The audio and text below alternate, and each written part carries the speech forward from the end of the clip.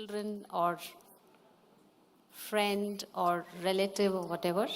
It could also be one of your grandchildren being, taking the degree today. So thank you for your presence with us. Shortly, the students will come and sit in their designated places. So we are waiting for the students to come. Meanwhile, we have the guests who are actually inaugurating the Mahindra e-hub and the Life Sciences Lab Complex.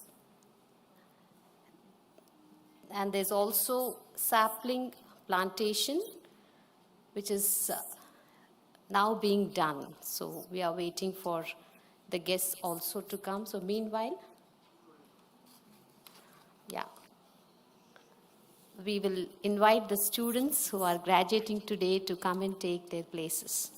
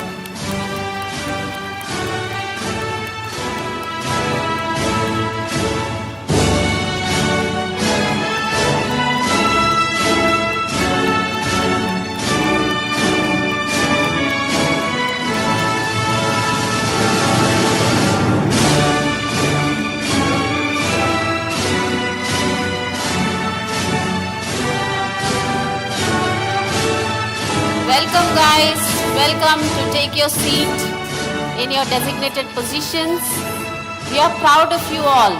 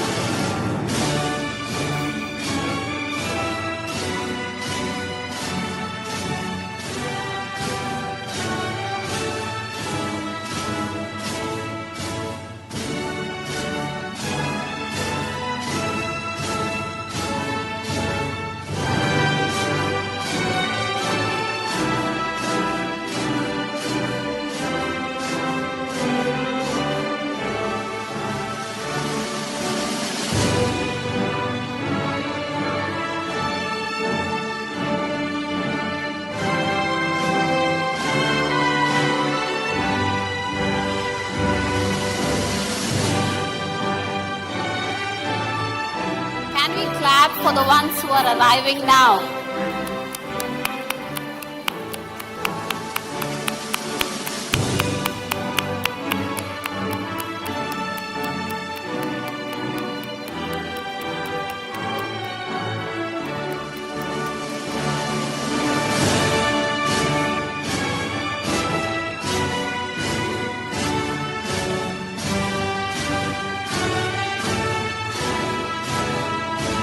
Guys, you must be overwhelmed with mixed feelings, thoughts and emotions. Am I right?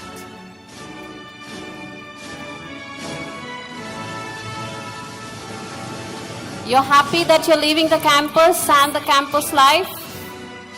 No? You want to be here?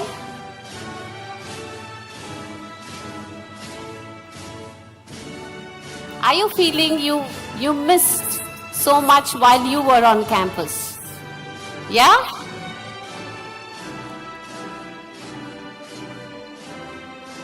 But in life we have opportunities which come only once, right?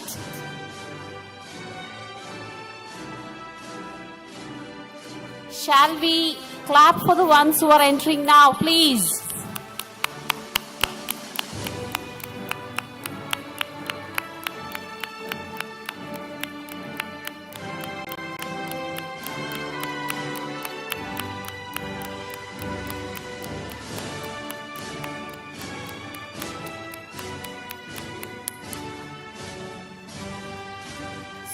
So we had the civil engineering students come and the mechanical engineering students who are arriving now. We also already had the EEE students come and sit. Thank you guys. Now shall we clap for the mechanical engineering students who are arriving?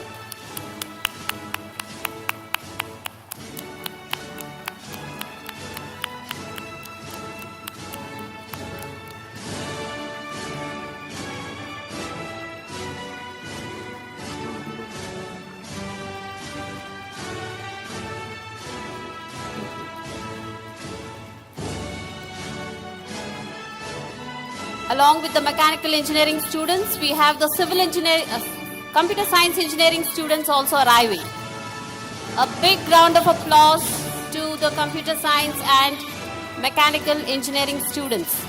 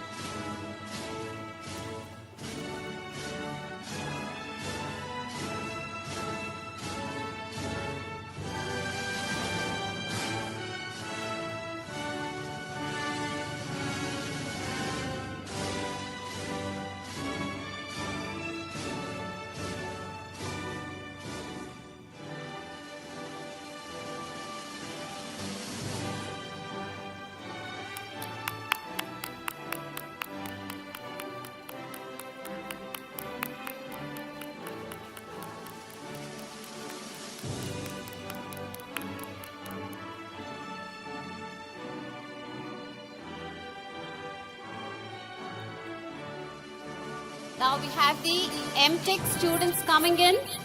Please, a round of applause for the Masters in Technology students.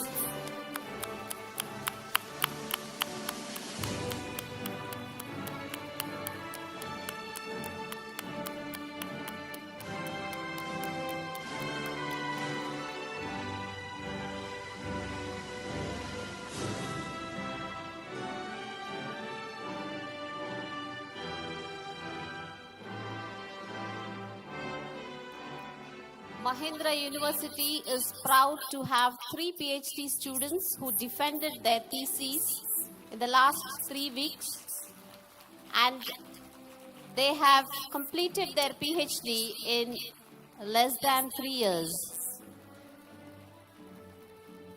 A big round of applause to the 3 PhD doctoral students.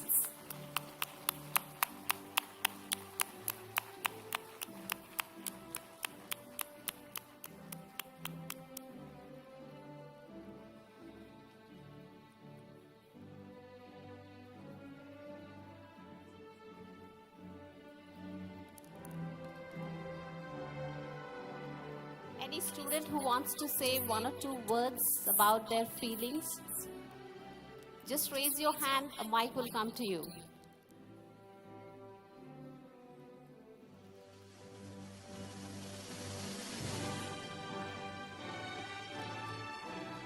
Don't come out of your seat, just be there and raise your hand. You'll be given a mic to speak.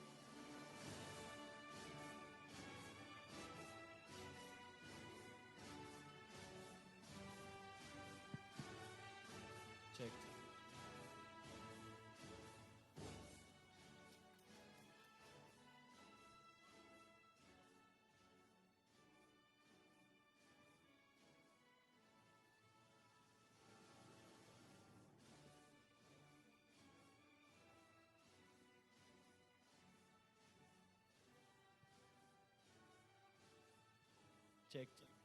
All right, so we've been asked to share our feelings right now, and I would I would honestly say that the feeling is quite intense right now because 4 years, 4 years of ups and downs, all the good times, all the culmination of 4 years boils down to this one moment, and we're all here. The students are proud, the parents are right here, and let's have a good time. Let's enjoy. Congratulations to everybody. Cheers. Thank you, Aryan. If I could share one moment, one piece of advice, it would be to be kind, to be strong, and to be understanding. Thank you.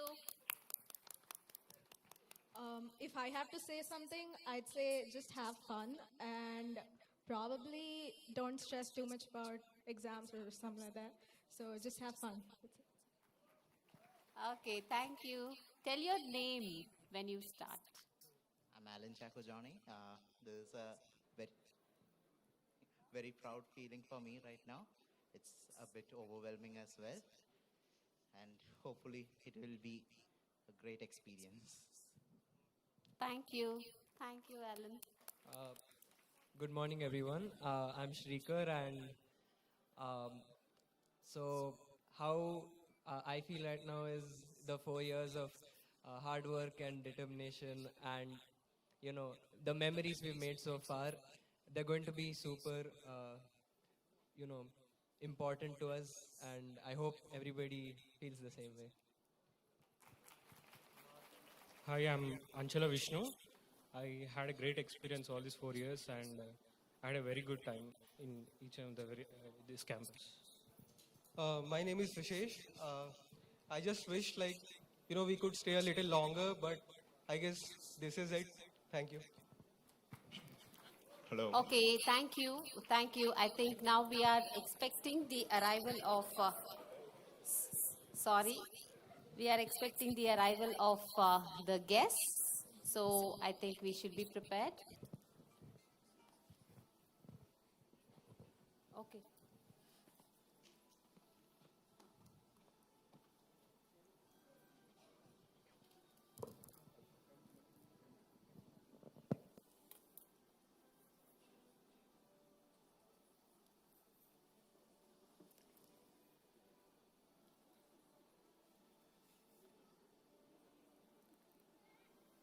So some students who are feeling regrets about what they could not do on campus life, I think, there's nothing to be regretful about. I think, sometimes we take things for granted and therefore we have this feeling, okay? But I think in these last 4 years, you would have realized that whatever opportunity comes your way, you should not miss out on it. Therefore, I think you have grown to become more diligent, and also I think you will appreciate the attitude of gratitude.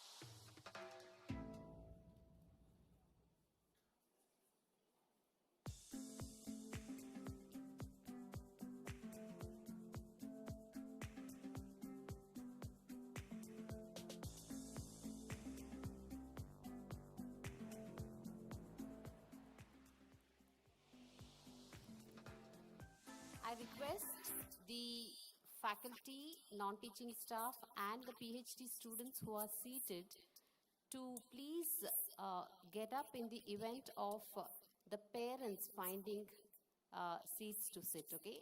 So this is a request to the faculty members of Mahindra University and non-teaching staff, and also some of the PhD students who are seated. Thank you.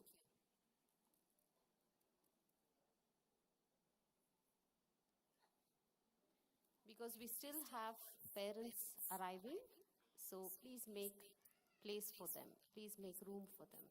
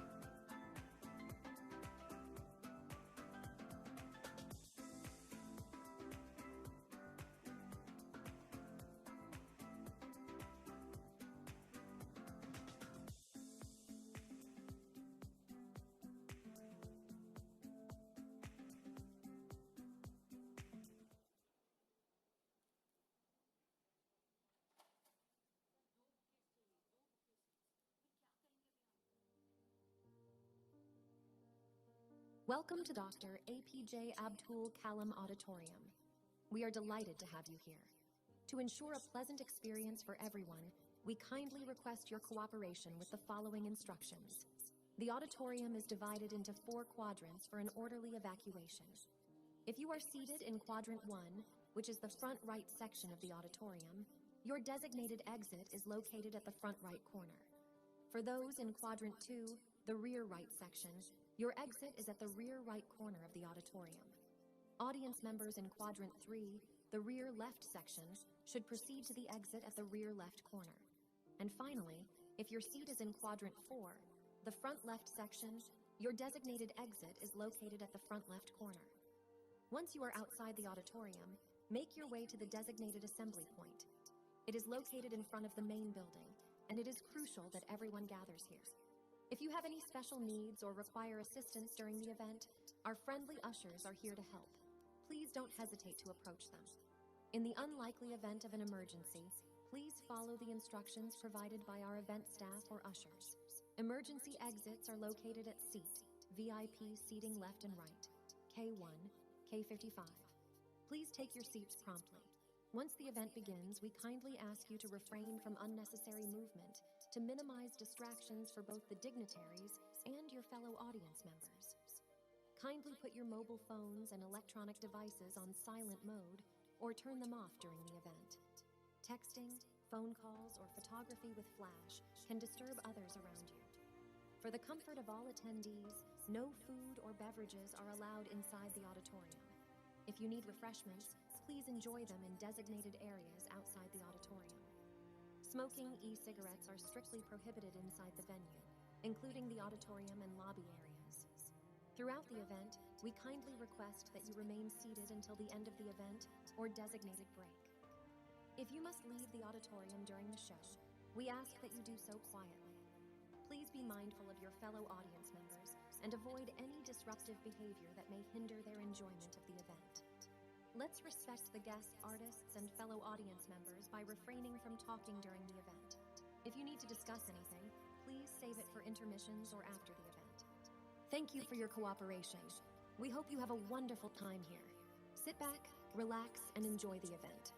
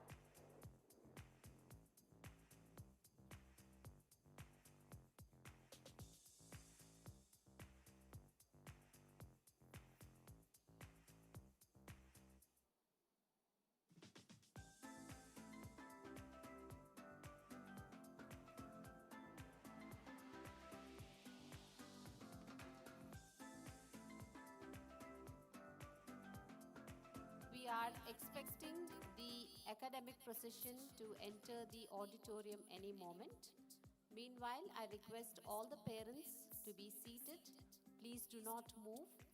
And I also request the hosting university, the personnel, it could be faculty, non-teaching, or the PhD students who are seated, to please get up and make room for the parents who are still arriving.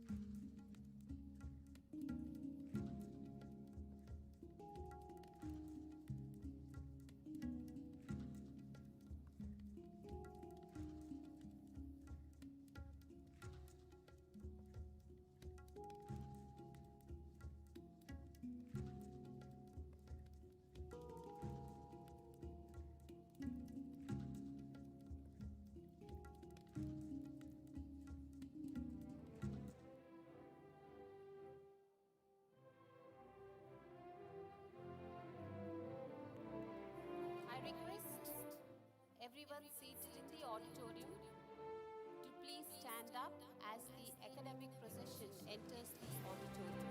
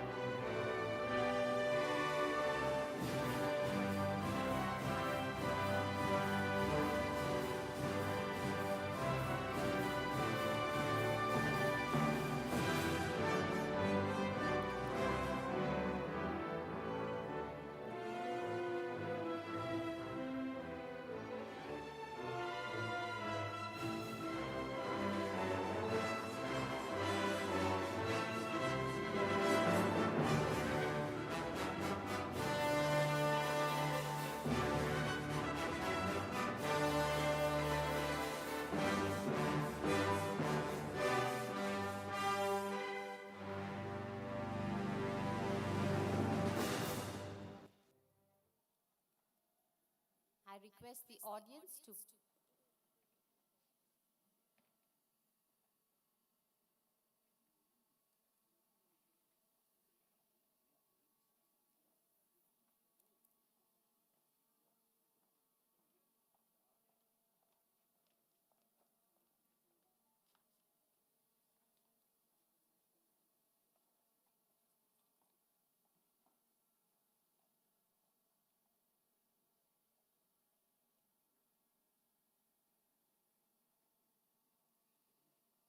Thank you. I request the audience to be seated, please. Yes. Thank you. Good morning, ladies and gentlemen. A warm welcome to everyone assembled here. I'm Salome Ben-Hur, Professor and Head of the Department of Humanities and Social Sciences Department, Ecole Central School of Engineering, Mahindra University. We are delighted to have you all here to celebrate and honor the achievements of our doctoral, postgraduate, and bachelor students who have worked and persevered to reach this milestone in their academic journey. We are also here to express our gratitude to the teachers, parents, friends, and well-wishers who have supported and guided them along the way. This is a day of joy and pride for all of us. A day to reflect on the past, cherish the present, and look forward to a bright future. It is also a day to celebrate the power of education, the value of learning, and the potential of everyone who is graduating today. As we begin the ceremony, I request all of us to stand up for the national anthem.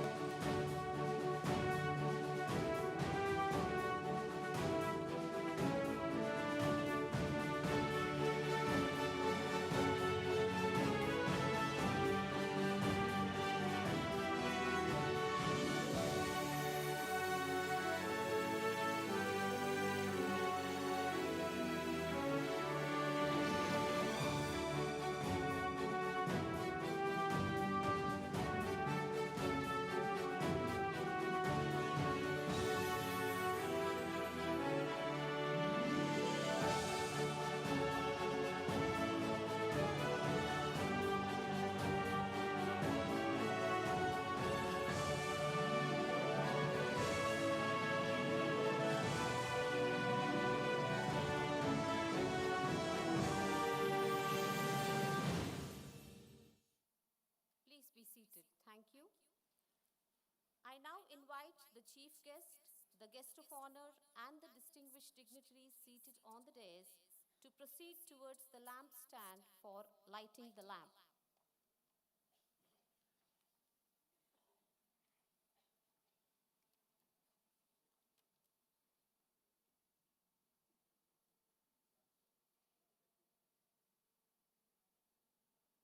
As we light this lamp, let it symbolize the eradication of darkness from our lives and the world.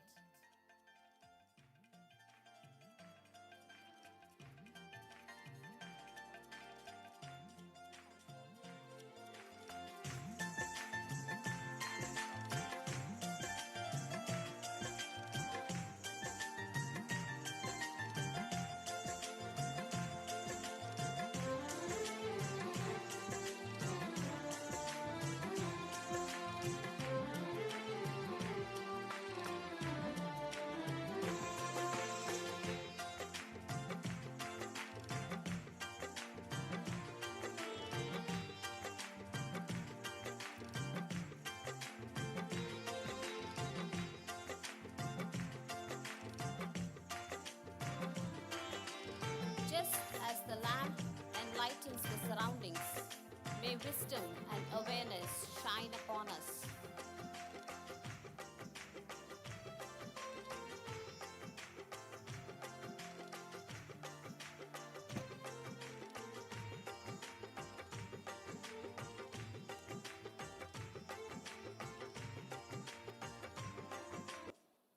I request the dignitaries on the dais to be seated. I now invite Sri Chandana to present the Saraswati Vandanam.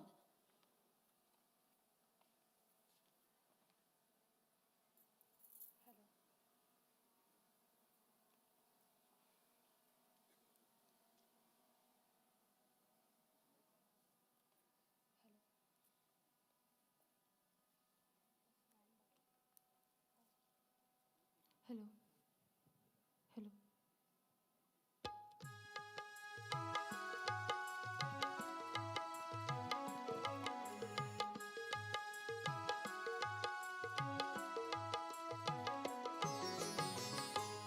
Manasaveena మధురముగా మౌన రాగాలెన్నో నామదిలో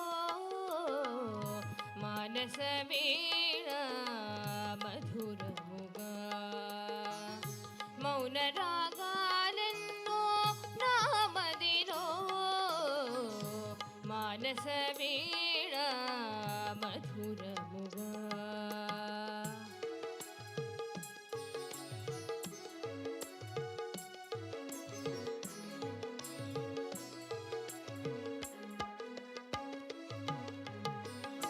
గాన పుష్పములోన సరస్వతి దేవి జ్ఞాన పుష్పములోన సరస్వతి దేవి గాన పుష్పములోన సరస్వతి దేవి జ్ఞాన పుష్పములోన సరస్వతి దేవి గానాన్ని జ్ఞానాన్ని వరములి చేటి సరస్వతి దేవికి వందనము బాసరలో వెలసిన బ్రహ్మకురాణి శ్రీ చందన మనమున వీణాపాణి బాసరలో వెలసిన బ్రహ్మకురాణి శ్రీ చందన మనమున వీణాపాణి మానస వీణ మౌన రాగాలెన్నో నావదిలో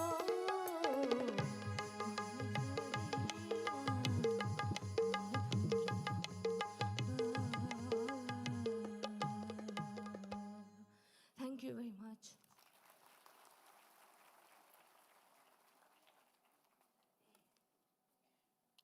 Thank you, Chandana, for the melodious invocation.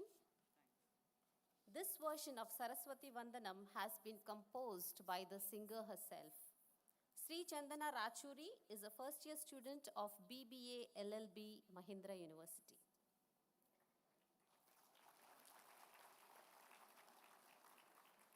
I now request the Honorable Chancellor Sri Anand Mahindra to present a plant to the Honorable Chief Guest Sri Grandi Mallikarjuna Rao, entrepreneur, industrialist, and founder chairman of GMR Group of Industries.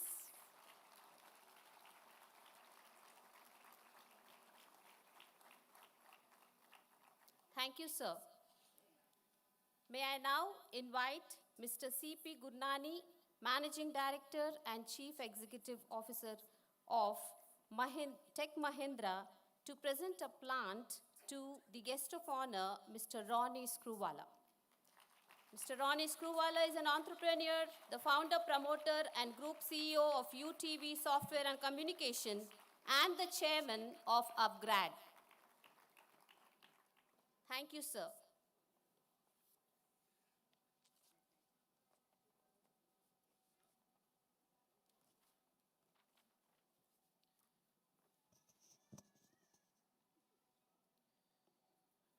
Good afternoon, honored guests, dear parents, members of the staff, and my dear students. Now I would request the Honorable Chancellor, Shri Anand Mahindra, to declare the Convocation 2023 open. Thank you.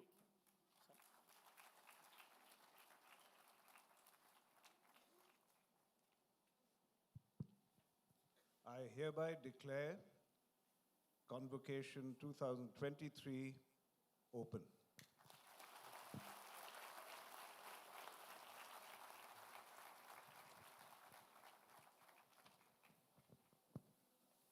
Senator Orrin had said, graduation is not the end, it is the beginning. Dear graduating students, your life is your story, and the adventure ahead of you is the journey to fulfill your own purpose and potential. Graduation is only a concept. In real life, you graduate every day. If you can grasp that, you'll make a difference. I now request the Vice Chancellor of Mahindra University, Dr. Yajulu Meduri, to present the annual report of Mahindra University.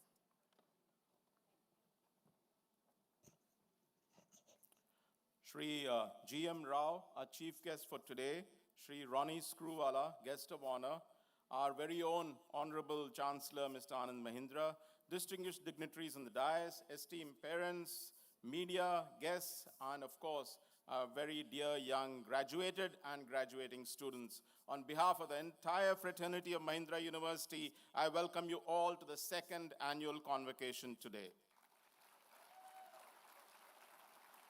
It is said that an educational institute stands tall on rock-solid foundation of its students. For us, the students of Mahindra University are the leaders of tomorrow, entrepreneurs of a new generation, and innovators of the 21st century. Today, I take this opportunity to present to you engineers who are ready to serve the society with zeal, their intellectual and institutional capabilities.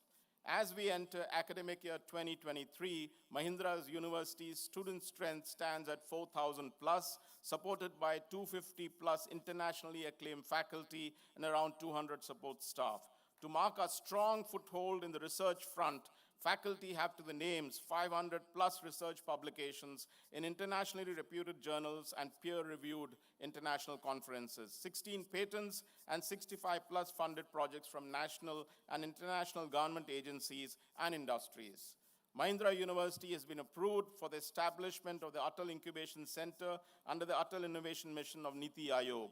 Recently, we have entered into a memorandum of understanding with TASC, an initiative of the government of Telangana to establish the TASC Kalam Center for Automotive Excellence, dedicated to equipping youth of Telangana with the necessary skills for the rapidly growing electric vehicle industry. In academic year 2023, the university is commencing academic operations at the School of Media with programs of study in computation and media and journalism focused on the digital sector. Further, we are adding on new PG programs in engineering and robotics, VLSI design, transportation engineering, systems engineering, and computational mechanics, a full-time MBA, and the MA in education at the Indira Mahindra School of Education. July 23 also saw, and I want a big hand for this, 3 PhD students successfully defending their research work and present here to receive their degrees. We're extremely proud of our PhD candidates and look forward to the continued success. Recently, we've added on linkages with the University of Melbourne, La Trobe University of Australia, and the University of Agder, Norway, to our list of academic partners. In fact, we have 3 postgraduate students from Agder, Norway, on campus at Mahindra University for the fall semester 23. Advanced research labs have been set up, including the latest NVIDIA supercomputer 2-800-based DGX machines and an automotive systems and IC engines facility assisted by Mahindra. Students indulge themselves into various extracurricular activities along with their academic curriculum. The initiatives taken by students over the years have resulted into high standard annual events like Aether, the Technocultural Fest, and Aero, the Sports Extravaganza. Students are also motivated to take part in the competitions held in different colleges and prove their mettle at various available platforms. Teams from Mahindra University have entered the Smart India Hackathon finals. In April 23, Team Gas Monkeys participated in the Mega ATV Race, a student ATV buggy racing event, the SAE Drone Design Challenge in June 23, and very recently in the Aero Design Challenge in Chennai in late July 23. Our students have also been selected in the fields of archery and gymnastics at the state level. Our graduates have always opted for either higher education or industry positions, the former in top-ranked campuses such as Columbia, Cornell, Georgia Tech, University of Southern California, Carnegie Mellon, Duke, Urbana-Champaign, Ecole Centrale, and so on. And the latter in organizations such as Equinix, Synopsys, Futures First, Juniper Networks, Schlumberger, Dell, Oracle, ADB, Jakarta, Mahindra, and Larsen & Toubro, to name a few. In a relatively short span since inception, Mahindra University students have proved their mettle, having secured internship opportunities, higher education invites, and bagging great career opportunities globally. It is well recognized that to make an academic institution great and globally competitive, research should be an integral component in addition to quality teaching. Research is seeing more emphasis, and we're scaling up student numbers in the doctoral education. We have successfully set up a dedicated entrepreneurship cell where crazy innovative ideas of these young engineers will take flight. I wish our graduating students all the very best for the coming future. Do well, keep the Mahindra University flag flying high, and keep remembering us, your alma mater. Thank you once again, ladies and gentlemen, for your gracious presence and patient hearing. Thank you. Thank you, sir, for the detailed report. I now invite Mr. Mohit Joshi, Managing Director and Chief Executive Officer Designate of Tech Mahindra, to deliver his address.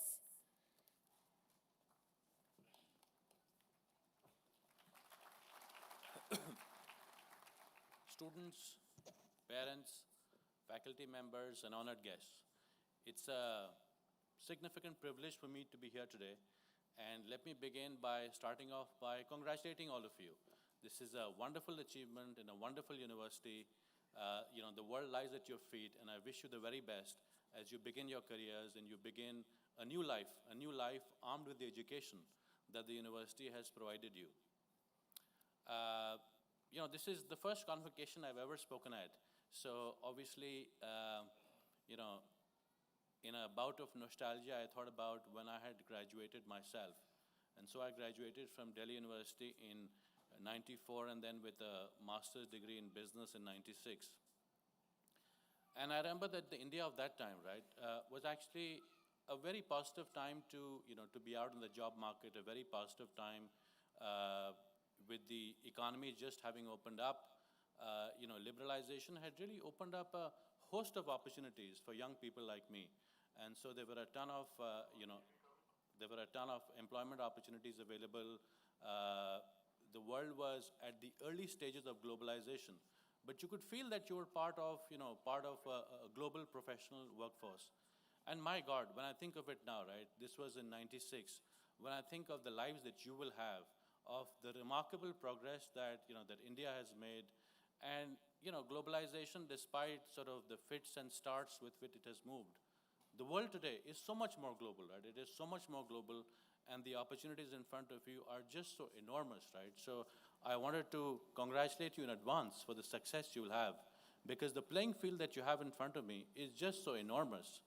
And when I go back and think about, the '80s, for instance, the opportunities at that time were so scant, and you had, students even from the best universities who would struggle to find jobs. And so to me, I think the first lesson I wanted to leave you was that there is a sense of immense gratitude that I hope you will have in your lives because of the opportunities that you've had. And even if you were to do nothing, really, if you think about it, you will have a better quality of life than 99.9% of the human beings who ever lived. And so hopefully, as you step out into the wide world and grab opportunity with both hands, you will always have a sense of gratitude for everything that has been given to you, and therefore much is expected from you. The second insight that I wanted to share you with was, something that I picked up in my career, having traveled the world and having met a lot of very successful, and very enchanting business people and entrepreneurs and professionals. And I've always found that, that successful people, regardless of where they are in the world, really have one thing in common. And this is this secret of success that I'm going to share with you today. And the secret is this, that very successful people, on the one hand, are very restless. They're restless in their actions. They demand a lot from themselves. and they demand a lot from others. They're always juggling multiple balls in the air. They're doing multiple things at the same time. And therefore, they are very restless as far as the actions are concerned, and they're very demanding. But at the same time, they're very patient.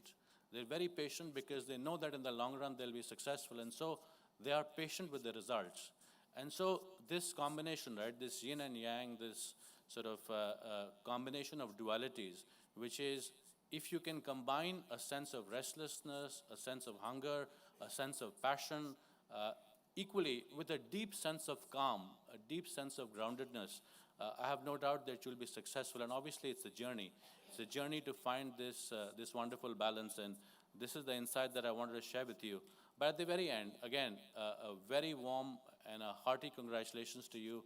I'm sure you will go ahead to have brilliant futures and will hopefully come back and contribute in turn to your alma mater. Thank you again.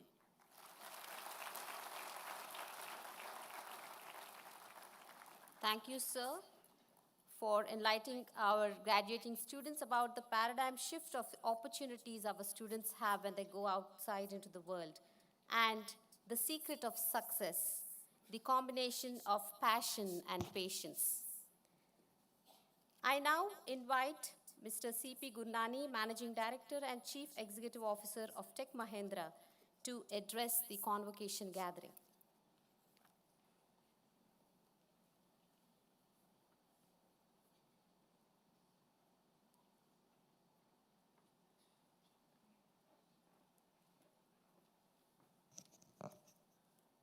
Good morning, everybody. I can only say that it's indeed a proud moment for each one of us to join you in this beautiful campus, in this beautiful auditorium, and in the presence of our Chancellor, Anand Mahindra, our Chief Guest, Mr. G.M. Rao, and our guest of honor, Ronnie Screwvala. But more important is, I'm sure you students would agree that your first teacher were your parents. Can you do me a favor? Students, can you do me a favor and say a big thank you to your parents? A little louder.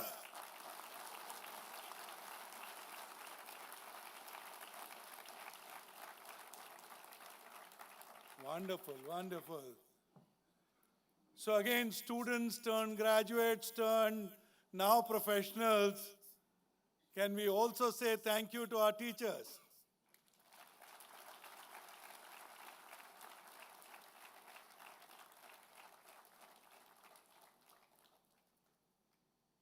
You know, two of us, Vineet Nayyar and I, have been associated with setting up of then Mahindra Engineering College with Ecole Central, and subsequently today, obviously feeling very grateful to the world, grateful to all of you that both of us are also attending the second convocation. And as we were walking up, Ronnie Screwvala asked me a question: how did you in Tech Mahindra think about setting up a university? I almost wanted to tell him, Ronnie, I read your book, Dream with Your Eyes Open. So I don't know, Ronnie, whether I never completed because we did get distracted a bit. But the reality is, it is dreaming with our eyes open. When, A.S. Murthy, who was then the CEO of Satyam, would remember when we had come for a visit prior to acquiring Satyam. That time it was just a thought. And we turned to ASM and I said, ASM, this particular building, it almost gives you a feeling of a Spanish architecture and an entrance of a university. ASM obviously would have thought, These guys are dreamers. These guys have wild imagination. And I don't think ASM or any one of us would have envisaged this university and this graduating class. The only person who definitely encouraged was Vineet going up to our chairman of the Tech Mahindra board and chairman of Mahindra board, and going up to Anand and saying, I want to set up a Mahindra university. And Anand, I am elder to you in age, and I think we owe it to the society to set up a world-class institution. And I'm grateful that all of you, students, parents, teachers, have helped all of us deliver that dream to you. So thank you, Anand, for encouraging us, and thank you, Vineet.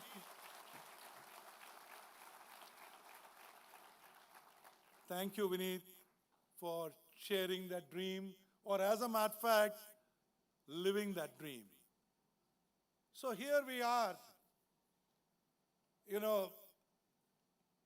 thinking about the future of education, future of jobs, and what makes Mahindra University so unique.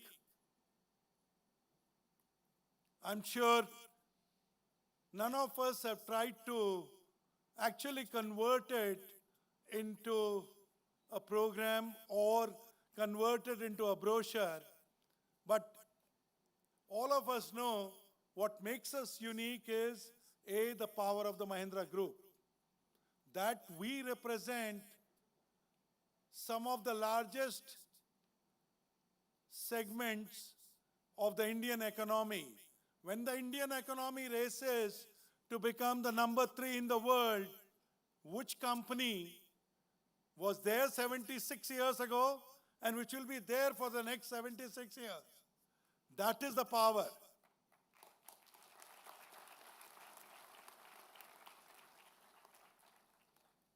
Most of the people only dream about the industry, academia, research, experimentation, cross-pollination of people, and leveraging competencies. Think about it. I used a lot of words here. I said industry. I did mention next 75 years also, which group will remain tall? Industry. Which company? Tech Mahindra in 100 countries at the forefront of technology services. Number 3, academia.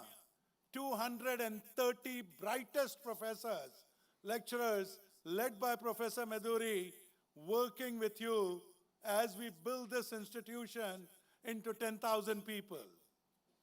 Research and development, PhDs, and more important is industry rotation into creating centers of excellence. I'm sure many of you have interacted with my colleague who used to be the Chief Sustainability Officer at Mahindra. That we have brought in an industry professional to come and work with all of us to create thought leadership in ESG, and we set up a center of excellence. I think that's what makes us unique. Next year, when we again discuss the convocation, you would realize that again there is a cross-pollination. Kavinder Singh, who runs about 140 resorts globally, is helping us set up a school of hospitality and management. Now, that we are also doing it with the leading universities abroad. It only tells us is Mahindra University, your alma mater, where you are the alumni, will continue to progress forward, continue to innovate, continue to build a great institution, and together we will build Mahindra University as a global leader in education. Thank you everybody.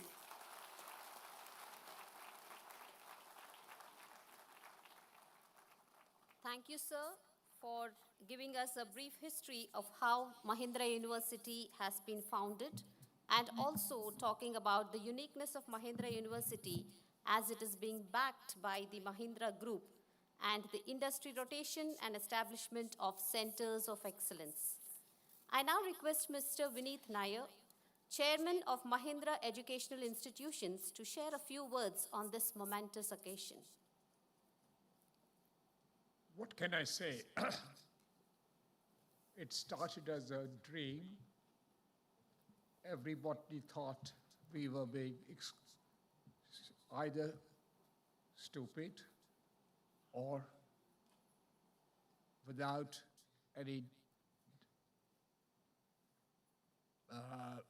basis to start a university. What do we people know about how universities work? We continue to be, in their view, stupid. We started it that way. But what we put into it was our full heart and a belief that we deserved, our colleagues deserved, the kind of quality of work which we did not think existed. Looking back, I'm hugely happy that we have had success in this area in quite a significant way. We are not looking at quantity. We are working at quality. We are working with integrity.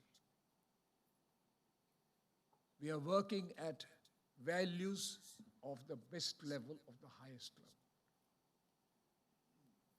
And I think that is what is making this entity the kind of success it is happening, because we are facing everything on values and creativity.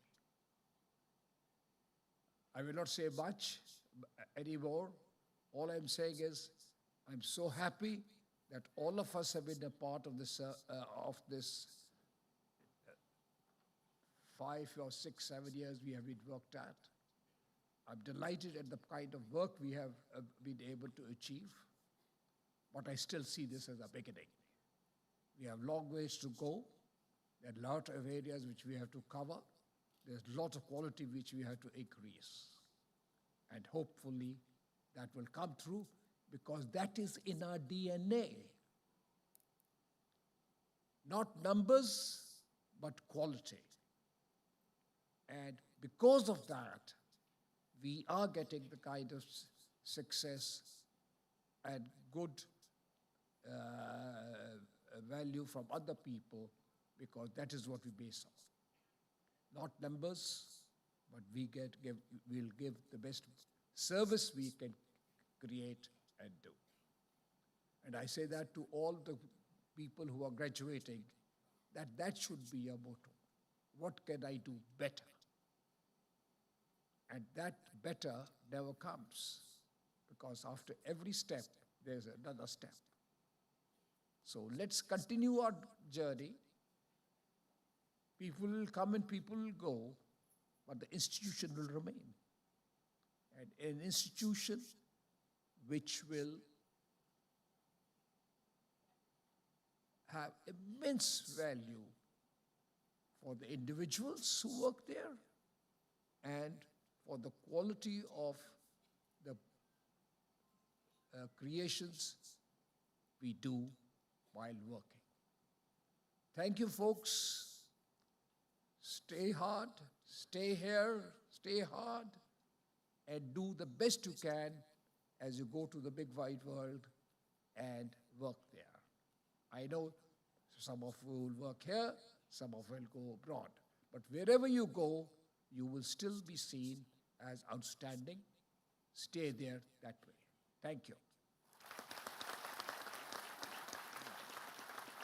Thank you, sir, for your words of encouragement and also the ground on which Mahindra University is set up, that it is set up on quality and not quantity, and hard work, belief system, and working with a full heart.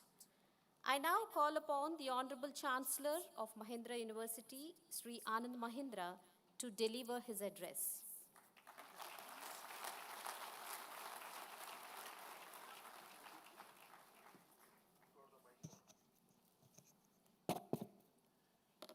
Graduating students, parents, Mr. G.M. Rao, Mr. Ronnie Screwwala, faculty, Chief Dreamer, Mr. Vineet Nair, fellow colleagues on the board, dignitaries, ladies and gentlemen. Now, ChatGPT informed me that a speech by a chancellor at a convocation needs to be welcoming, it needs to acknowledge achievements, it needs to be reflective and above all, inspirational. Sounds very helpful, doesn't it? And ironically, it left me wondering, what do I say? Because the fact is that all of you have already been welcomed by the VC, and of course I'm delighted to add my welcome to his. And the VC's report, which did make me very proud, has already highlighted the many achievements for the year. There were speakers before me, and of course, two distinguished speakers coming after me who are wonderfully well qualified to both share their reflection and to inspire you. So frankly, I'm going to throw out the ChatGPT model. Wasn't much help, and I'm just going to tell you a story. And the story I want to share with you is the story of Narasimha and Hiranyakashipu. I've used this story before, but like all great stories, it leads itself to many contexts and to many interpretations.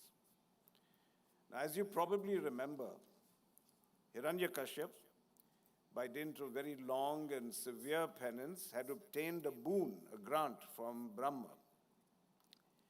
And according to the terms of that boon, neither man nor beast could kill him.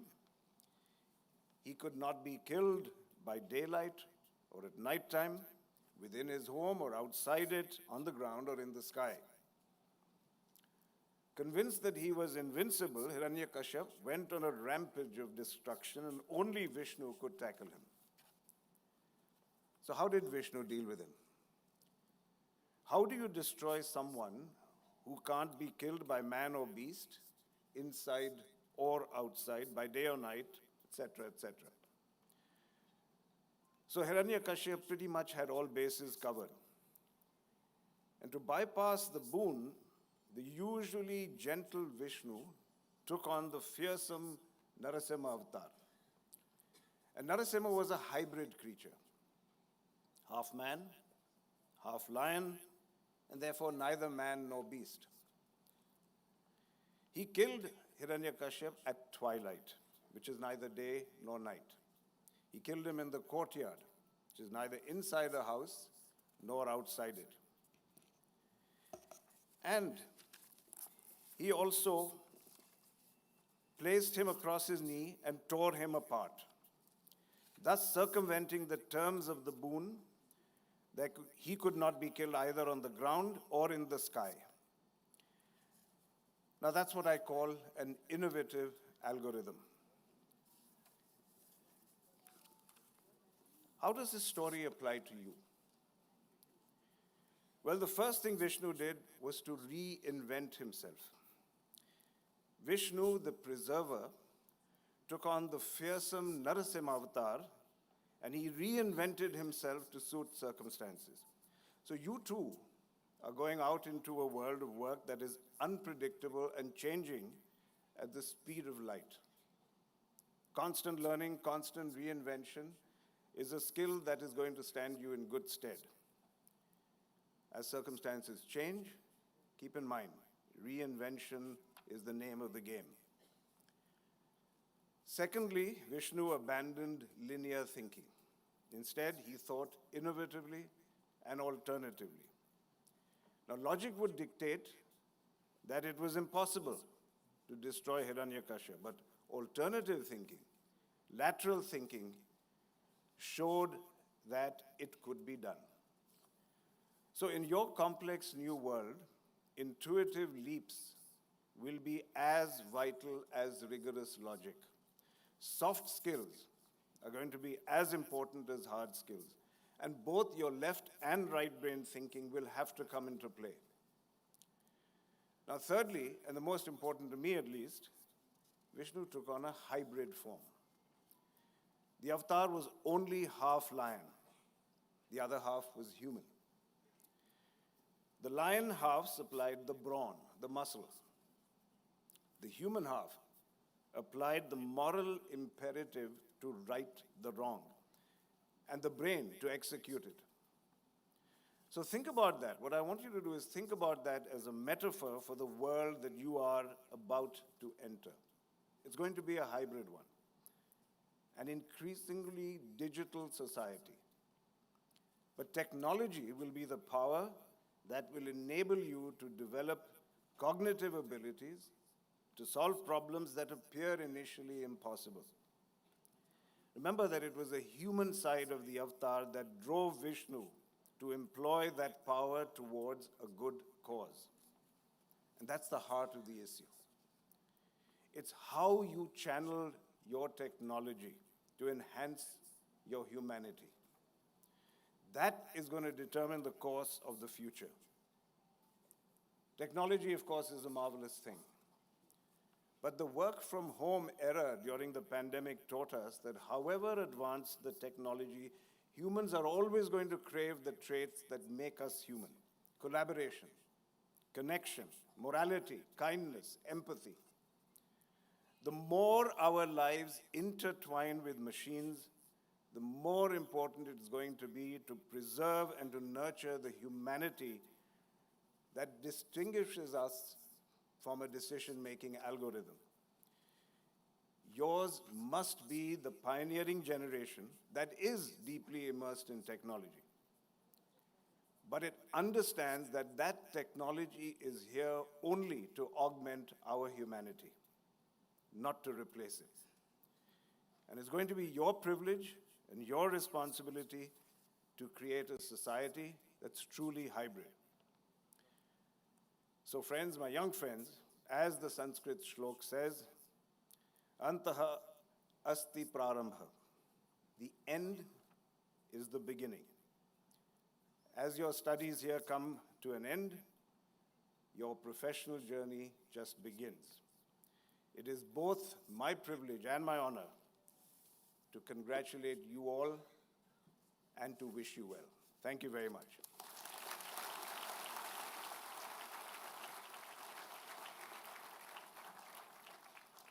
Thank you, sir, for the story and the innovative algorithm to reinvent, for thinking alternatively, and also about the hybridity of the culmination of humanity and technology. I now invite the Vice Chancellor, Dr. Yajulu Meduri, to introduce the guest of honor, Mr. Ronnie Screwvala. Ladies and gentlemen, I'm privileged. I'm privileged to say a few words about Mr. Ronnie Screwvala, who I did not know before, but just spoke to him on the cell phone today morning. Ronnie is a famed first-generation entrepreneur in India, an award-winning movie producer, and a prominent philanthropist. He has been recognized by Time magazine and Esquire as one of the most influential people of the 21st century, credited with having pioneered cable TV for all of India, and went on to build UTV, one of India's largest media and entertainment companies. He is the co-founder and chairman of UpGrad, which is one of the largest online education platforms. He, along with his wife Zarina, are the co-founders of the Swadesh Foundation, which is committed to empower 1 million lives in rural India every 5 to 7 years through a 360-degree model spanning water, sanitation, health, education, and livelihood to lift them out of poverty permanently. He's also imparted his entrepreneurial wisdom through his books, Skill It, Kill It, Up Your Game, and Dream with Your Eyes Open, as CP said before. Ronnie, once again, a big hand for Mr. Screwvala.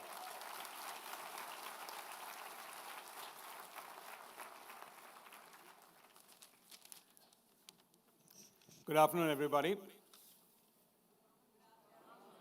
Or at least the class of 23 better wake up.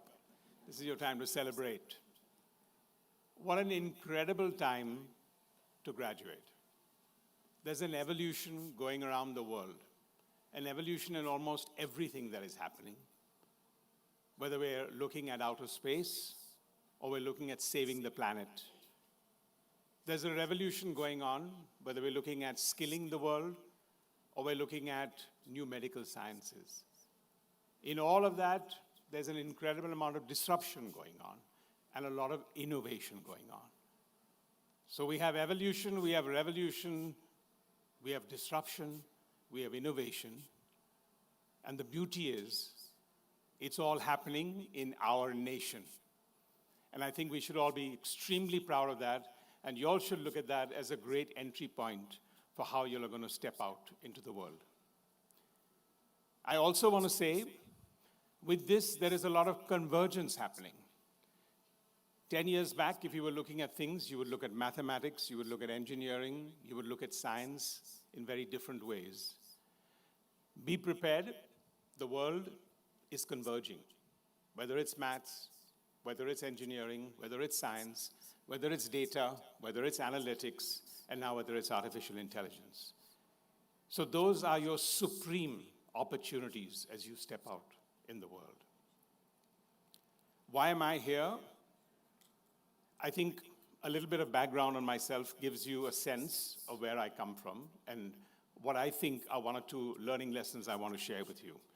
I come from a lower middle class background in a family. My dad was a professional, but my brother was the academic in the family and was a PhD.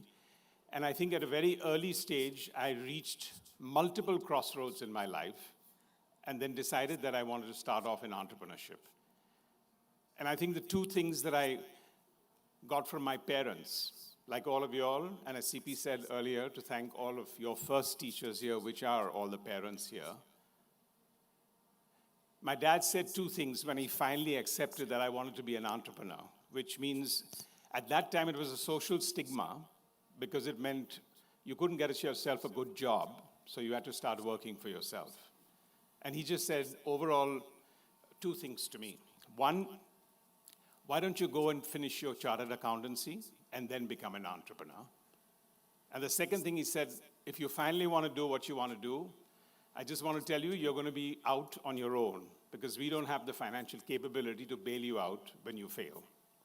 So my first two lessons were very clearly, never have a plan B in real life. Because if I did do my chartered accountancy, chances are I may not have moved out and become an entrepreneur. And the second one is, you are on your own. At the end of the day, you decide necessarily what course you want to take in your profession or in every aspect of that. And therefore, I see myself as a product of super skills. Anand referred to them as soft skills. I'm upgrading them to super skills because soft just has a very soft tenure to it. And I've sort of felt the need that for all of us here today, in the 21st century, it's not about only what we learn, it's not about only the environment we work in, but how do we develop ourselves on a constant basis. And I think, therefore, if I'm a product of super skills, which I learned on my own, and I'm a product of the choices that I made. And I say that because I think going out from here, one of the most important things for me, more than the multiple failures I've had, is the choices. Because when you're out there looking to make choices, a high sense of maturity and ownerousness comes on to you. But the second part is, you constantly get to a place where you want to be at crossroads. You create opportunities. You want to be in multiple places at multiple times so that at least twice or thrice you're in the right place at the right time. Some people call it luck, some people call it design. And I think For each of you, you have to internalize which are you're going to be the crossroads of what you want to do. But remember, at the end of the day, we are a product of the choices we make. In the 6 super skills that I go by, and all of them just ironically happen to be starting with a C, for me, clarity has been pretty important from the very first day in which I ventured out on my own. And by clarity, I mean not just constantly, the multiplicity of choices are there, you have to narrow them down and figure out how are you going to get more clarity. And the only way you can do that is keep it simple.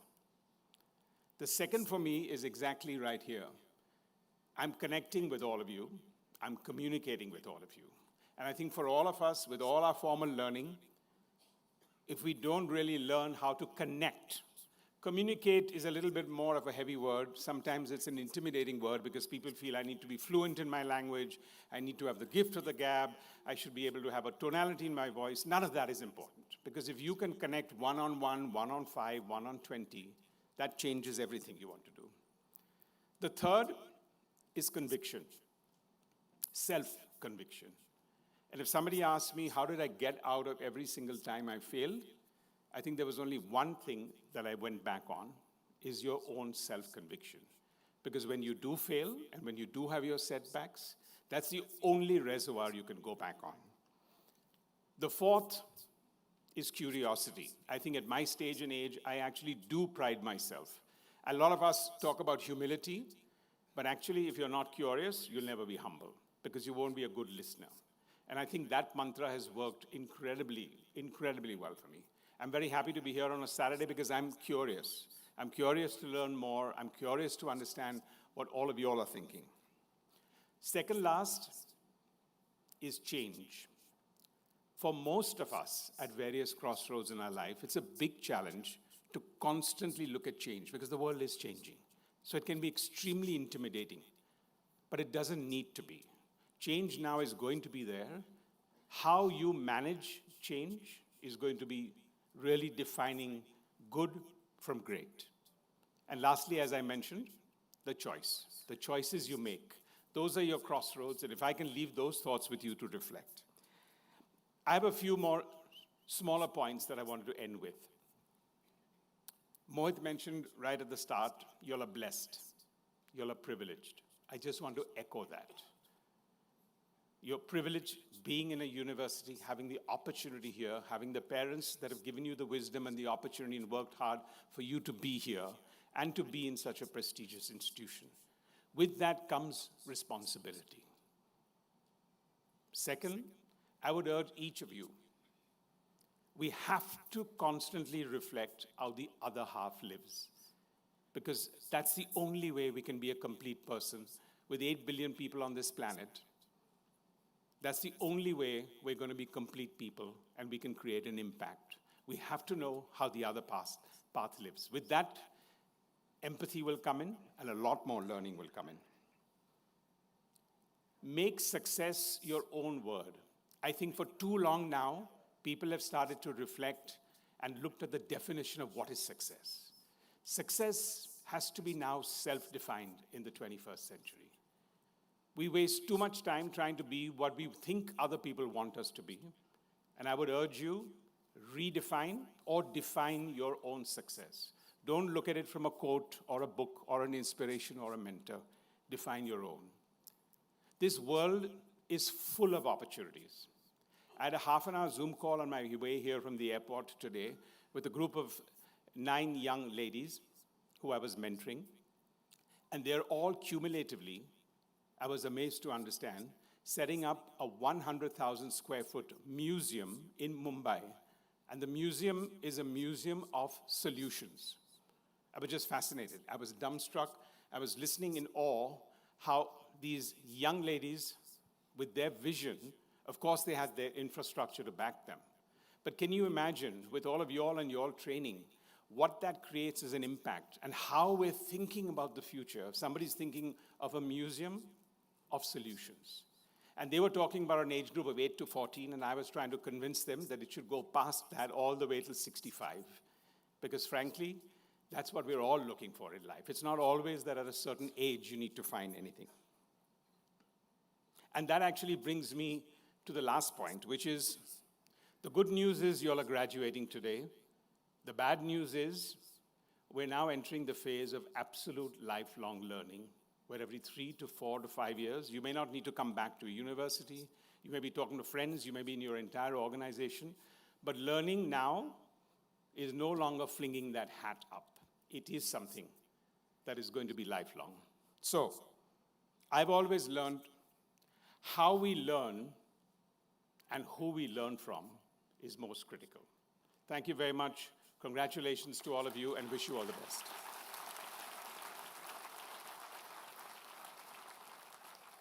Thank you, sir, for your speech, which talks about the 6C mantras and also about redefining success and upgrading our soft skills to super skills.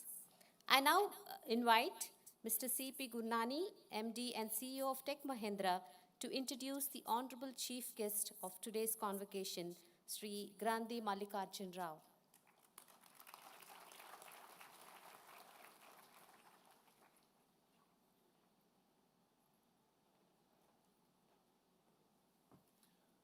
Good afternoon again.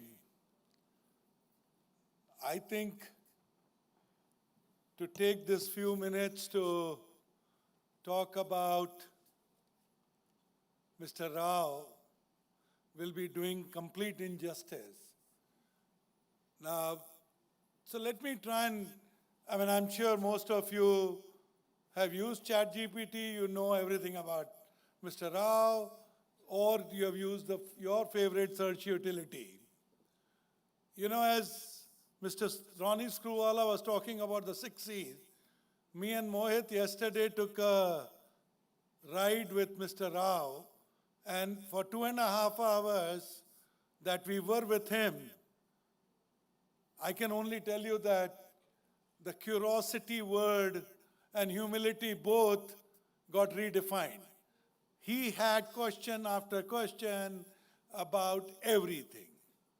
So thank you for reminding all of us that if you're curious, it also means you are humble. If you're curious, it means you want to learn. If you're curious, you want to remain relevant. Now at this age, when most people would not be talking about setting up 5 new businesses. Most people don't even talk about starting businesses. Yesterday I learned that he is curious about AI, curious about setting new businesses, curious about new avenues for foundation. You know, how I got to know Mr. Rao was, he asked me to be a chief guest at an engineering college that he set up in his village in Rajam. And, there's some invitations you cannot say no. It says choose the weekend in April and May. How do you say no to the invitation like this? So I ended up in Rajam not knowing where Rajam is. Right, so I end up in Rajam. Now this is where I understand and I got to know what a philanthropist he is. Almost 20 years ago, he set up not only an engineering college, he set up a hospital, he set up vocational training institutes, and he pretty much, the numbers that were coming out, it clearly made any other donor, any other philanthropist very small. Because it is a small town, small village, I did not go only to the university or the engineering school where I had gone to for invitation. I walked around, I spoke to the shopkeepers. And everybody said, every guy who comes into this village is changing the life of all the villagers. So thank you, sir. Thank you so much. Now, clearly, all of us know about the airport because we all have used Hyderabad airport to come here. And most of us also know that his foray into banking, his foray into infrastructure, his foray into various countries or for infrastructure. But what is also amazing is that the phone calls that I receive are always about how to take the next step. Why is it that a Digi Yatra is on Indian airports, not on any other airports? So all I can say, sir, your phone call about how can I use AI, how can I use, and if any one of us, all of us can imbibe that spirit, I think we are lucky. And that is one of the best reasons why the students wanted you, sir, to be the chief guest on the second convocation of Mahindra University. Let's give a big hand to our chief guest.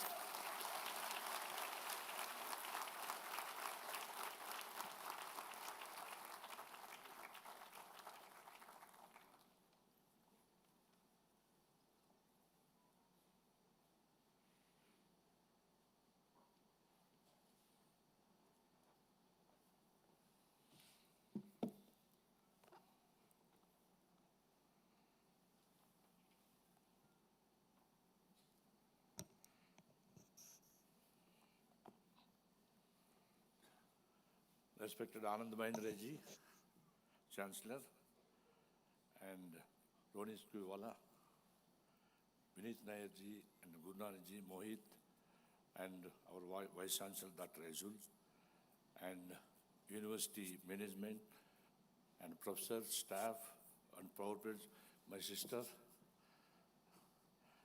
and students. Good afternoon, everybody.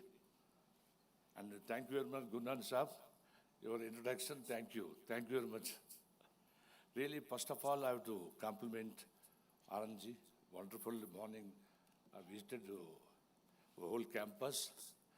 And Anandji, almost 8-10 years back, when I requested him to mentor to my son, he agreed. Still, my younger son is remembering you, Kiran. I'm truly today honored to be the chief guest of the occasion of the second convocation ceremony of our esteemed institute.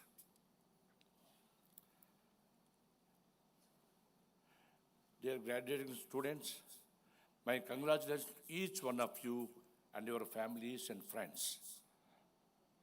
I'm well aware how special this day is for you.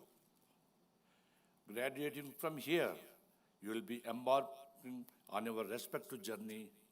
Some will join corporate, some will become an entrepreneur, some will join family business, some may go for higher education. However, you must understand as what kind of world you are entering into. As you all know, we are living in a VUCA world, volatile, uncertain, complex, and ambiguous, dominated by geopolitical tensions, wars, mutual catastrophes because of the climate change, several such global issues impacting day-to-day lives. To add to this, technology is revolutionizing our lives. With the kind of exponential advancement in technology, disruptions are bound to happen. We are entering into infinity era. Artificial intelligence is replacing human intelligence. To achieve success, such a social, economical, and political environment, we need to very different skill sets. Anandji, I have also seen ChatGPT as the chief guest of convocation. What I have to talk? Before I prepared. But before taking that, just a ChatGPT I checked. But they say some humor, some your life experience you share with the students, and give a correct messages. Mr. Roniwala already has given his experience out of this. Some of the things I will maybe repeat. I would like to share the skills required from the experience of my life journey of last 50 years.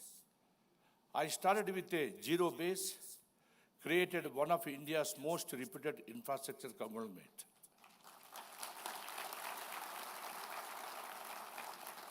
I have to say, I have no political or financial support. It was no sheer luck what brought me this far, these learnings and skills. I will be sharing with you. During this time, I have put on different hats. As a student leader, I am from Mahindra University. I used to be a student leader, aggressive student leader, and a trader, and a manufacturer, and a banker, now as an infrastructure developer. I came from a small village called Rajam, from Visakhapatnam, 100 kilometers. It is a backward district. There is nationalism started that day, Srikakulam district.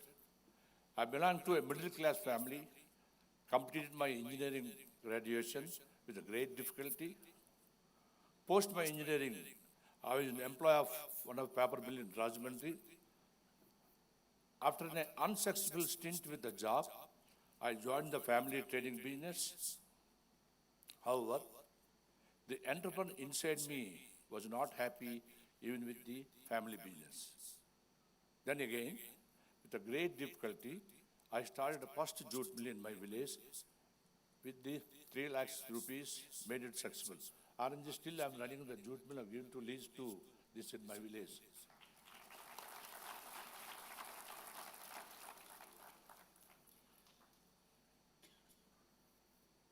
Subsequently, I started 28 new businesses during the license laws. You name it, I'm in that business. Sugar factories, brewery, ferroalloys, all the business. Then came the golden era of economic liberalization. Post-liberalization, I consolidated, entered into infrastructure space. With the time we started to mature in terms of doing business. It was no more only about making money, but beyond that, but way beyond that. Having myself seen great adversities during my childhood and remembering the sufferings of my fellow villagers and then underprivileged Indians.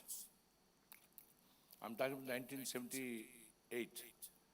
I wanted to contribute to the social upliftment while supporting the nation in its economic upliftment.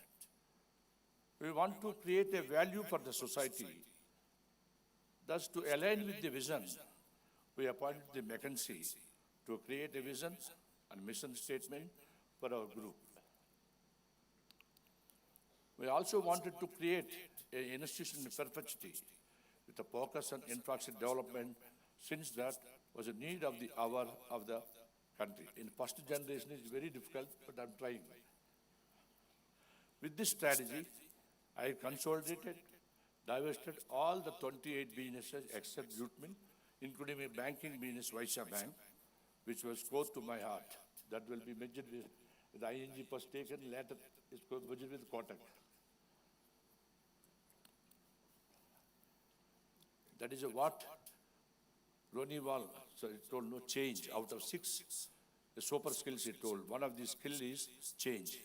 I embrace the change, is the message I'm stressing upon here. Embracing the change or adaptability is very important. There should not be any emotional attachment for the assets. More so, in today's ever-changing environment, one needs to be very adaptable and agile. I want to reiterate here that overall success of an individual is not only based on education, but also on some of the other life skills.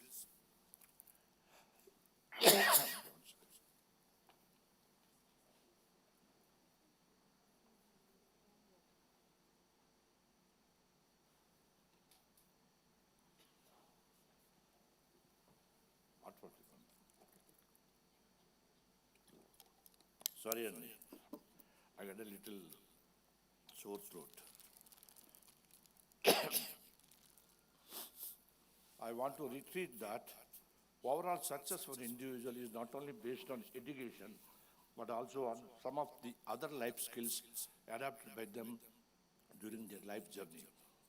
You need to have a good value system to survive and excel in the journey called life.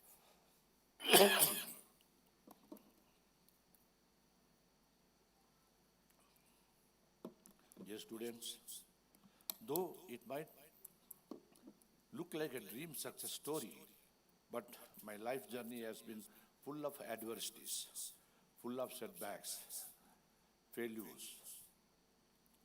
Those challenges, I've tried to convert it into opportunities. Even today, I face challenges in managing business and a family. We got a family, but today all challenges we manage because our family together, our family governance, we made a family constitution.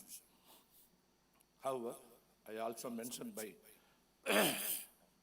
Ronnie, I've seen your book, Dream with Your Eyes Open, your entrepreneurial journey. Very good point is failure is comma, not a full stop. This really, I impressed you already.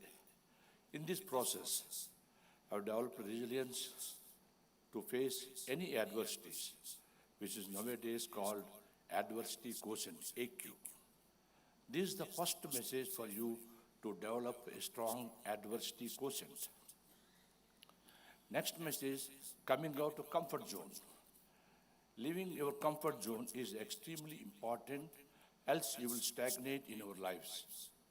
During my life journey, when I was a banker, invested all my life savings into bank, there came a situation I was forced to move from my village, Rajam, to Bangalore in order to save the bank.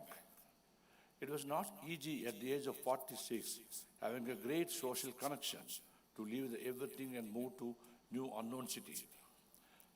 It was again at the age of 66 that I had to move to Delhi with 850 people, whole corporate office moved to Delhi because they challenged our airport. When I taken the Delhi airport, one of the worst airport in the world. Today, the airport are built within 3 years. Normally, it will take 8 to 9 years. Now, today, world, the best airport in the world. In service standards. And with good intention, I feel that God has given an opportunity to serve the country. We successfully delivered the modern gateway of India. And also you've seen Hyderabad is greenfield, Delhi is the brownfield. Though these instances, I learned a great lesson and importance of moving out of comfort zone. Else, I would have always remained confined in a limited environment and would have never got this great opportunity to create such a large national assets. My dear graduates, when I look back at my life journey to understand what made me successful, where I started from just 3 lakh rupees, from a remote, then a poor village, and I successfully created assets worth more than $10 billion.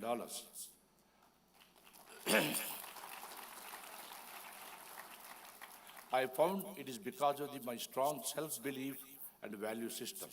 When Roni Wala says, and also people on the dais, they're all successful in professional career, including Anand, because of their self-belief and their value system. Strong self-belief is the basic ingredients of success. It is well proven that not only success people are always the first ranker or academically brilliant people. In fact, it is a contrary, and we all know the success stories of the backbenchers and the college dropouts. It is their strong self-belief which makes them successful. As you can also see on the dais, these successful leaders are all of men of great self-belief and fundamentally strong value system. And talking about the value system, as Roniwala says, humility. Recently I heard one of the article, success people in the whole world, 2 things, curiosity, humility. If the 2 things you have, then you will have a successful. Humility is the fundamental value which supports us learning and team building, which are crucial for success in work life, be it any field. As a success comes, one develops ego. This ego spoils relationships, reduces listening capacity, stops growth, and eventually leads to the downfall. My caution to you to avoid developing ego, you have to be very careful. It will enter very subtly without even you knowing.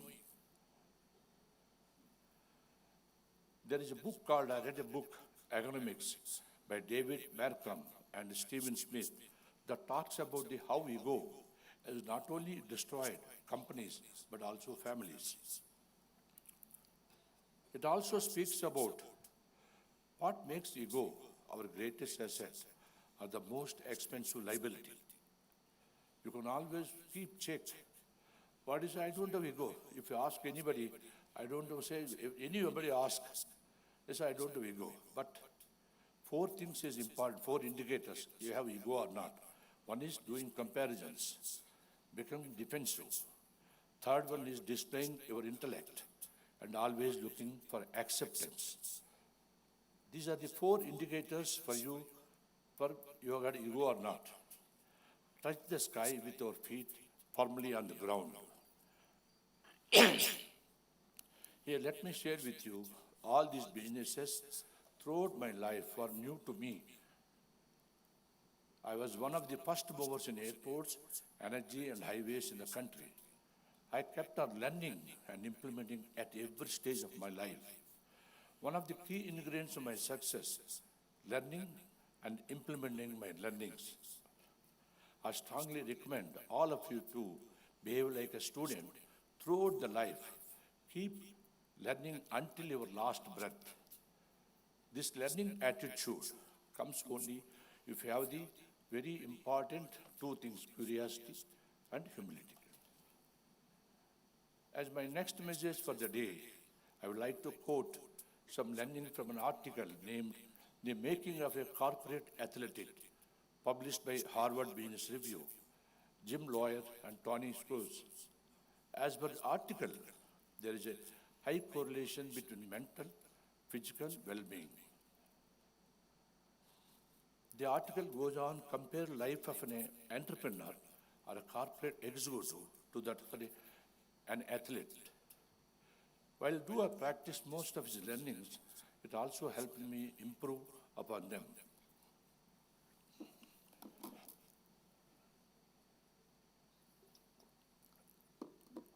The article mentioned that to maintain a sustainable performance, we require sustainable energy. For this, we require to build up on our 4 capacities, namely physical, emotional, mental, and spiritual capacities. A very important aspect to have a sustainable energy in work life, with the new generation sometimes neglects, is the spiritual capital. Spiritual does not mean only following rituals. If you have to lead a sustainable growth, you have to manage yourself first. And to manage yourself physically and emotionally, you need spirituality and yoga, which is irrespective of any religion. Spirituality and yoga help in coping with life's complexities and work-life challenges, provides a perfect harmony of body, mind, and soul. It reduces stress, brings clarity of thoughts, and great focus in whatever you do. And whatever you want to say, clarity, one of the value, it will give us that. With this, I come to my last message for the day. I earlier spoke about adversity quotient. The fundamental to develop adversity quotient is a positive attitude.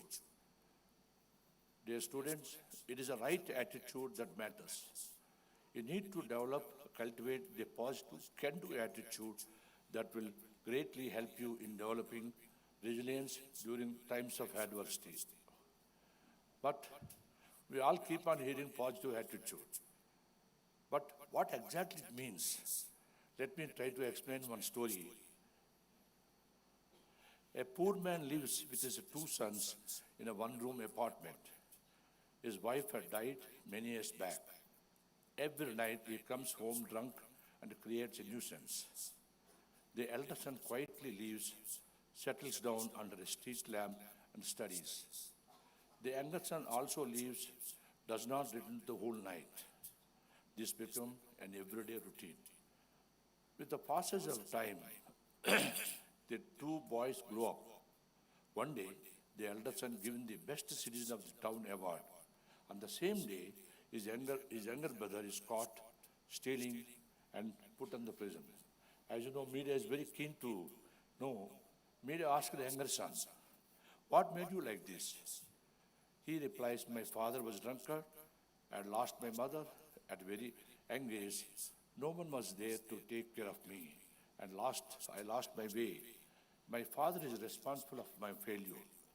Same media asked the elder son, "What made you successful?" He replies, "The secret of my success is my father." He was an alcoholic. We are very poor. I decided that I should not be like my father. So I studied hard to make it better. I am ever grateful to my father for showing me not to be like him. Now, you can see the same situation viewed differently depending on your attitude. Therefore, dear students, let us not to blame or make excuses. We always have a tendency to blame others for shortcomings. When we do that, we make someone else responsible of our lives. The moral of the story is we have to take responsibility for our lives.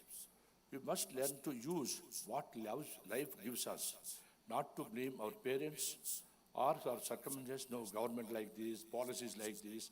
Like this, we blame, I entered into license. That time, I don't know, maybe Anand knows, for cement, for everything, for first to jute mill, lot of I would apply. So much of problem I faced. But that is a system. I want to go, I cannot blame the government. We have to live with a positive attitude. It is all about attitude. Your attitude creates your altitude. To sum up, you need to develop a strong adversity quotient by practicing spirituality, possess strong self-belief, fearless and positive attitude, strong values, and noble intentions. And in order to achieve growth, you have to come out of your comfort zone, embrace the change with high degree of agility. I hope you will follow all these learnings and implement in your lives. My dear graduates, tomorrow you may go to different parts of the world. You will grow in your lives as a professional or entrepreneurs, but you should always remain connected to your roots, give back to society. The joy of giving is a gift of God. I believe that whatever I am today is because of the society. It is my moral obligation to give back. As the Mahindra group contributes so much of to the society with their Mahindra Foundation and other CSR wings. In GMR, we have a GMR Varalakshmi Foundation working for the upliftment of the society, and we have now gone beyond thing to adopt ISR, individual social responsibility, as a further step towards contribute to society by each of our employees. Dear students, always remember, your life is in our hands, and you are the authors of your own destinies. I believe if you follow the learnings I shared with you today and take an inspiration from the life history of each the members of the present here on the dais, I'm sure you can achieve whatever success you strive. We have so much to learn from the great accomplishment of the people. Keep the student in you alive. Keep learning and design your own destiny. You are not born to follow. You are born to lead. Lead the change with courage. And in the words of the Anand Mahindra, one of the words he says, leaders don't look behind. Leaders don't look behind. They don't look to the side. They look ahead. I repeat. Leaders don't look behind. They don't look to the side. And they look ahead. With this, I wish each one of you all the very best in your journey. Thank you, sir.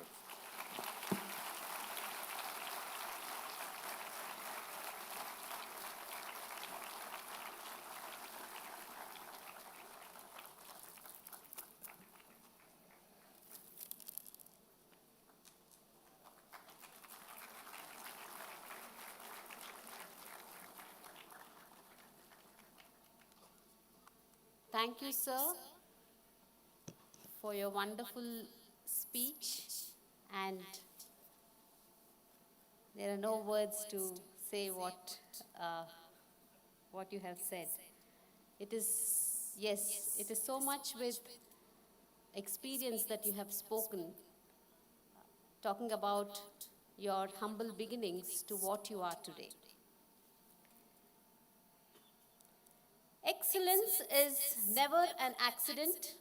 It is always the result of high intention, sincere effort, and intelligent execution. It represents the wise choice of many alternatives. Choice, not chance, determines your destiny. Unquote Aristotle. We take this opportunity to honor our students who have excelled academically. Their smart work, determination, and perseverance is being paid off today. I request the Vice Chancellor to announce the names of the gold medalists.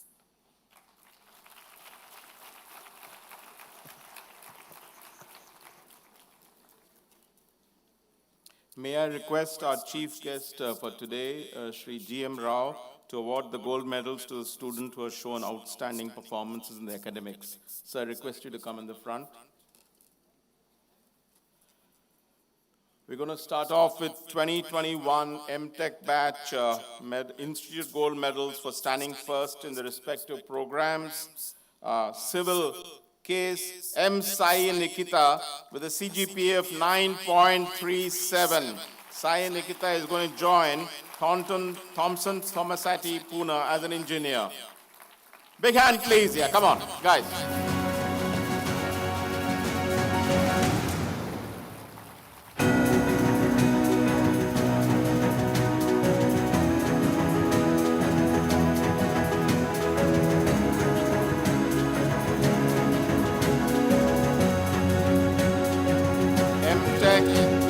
Autonomous electric vehicles, Jadhav Saurabh Vijay with a CGPA of 9.1. Jadhav is going to join Siemens Energy Limited as an executive engineer. Big hand, please.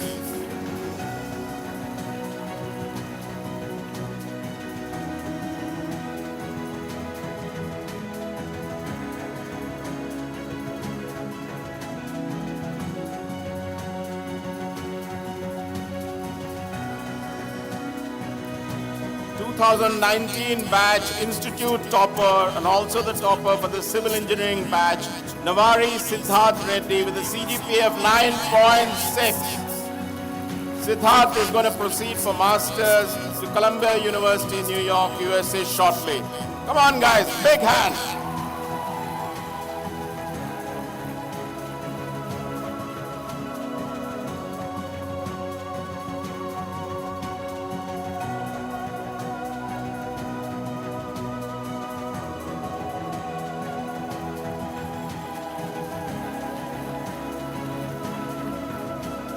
Electrical and Electronics Engineering topper Akshat Raj Patil with a CGPA of 9.28.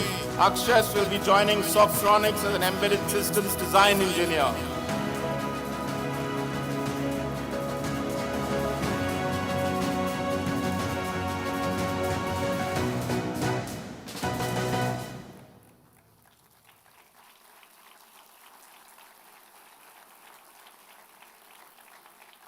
Mechanical Engineering, Patnala Avinash with a CGPA of 8.87. Avinash is accepted an offer as graduate engineering trainee with Mahindra and Mahindra.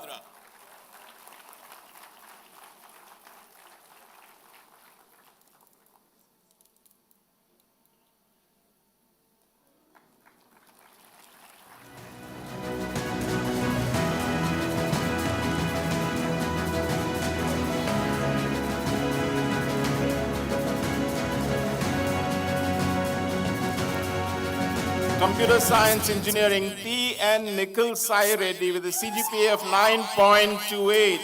Nikhil will be joining Dell Technologies Hyderabad as a software engineer.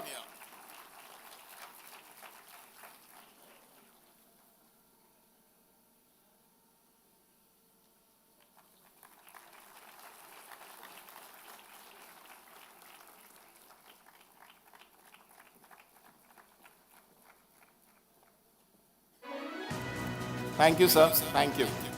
Thank you very much.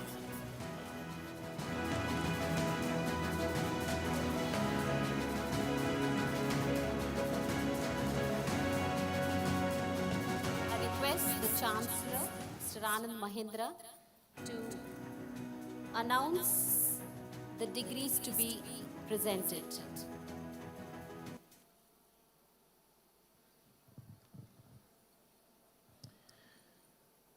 Let the degree recipients be presented.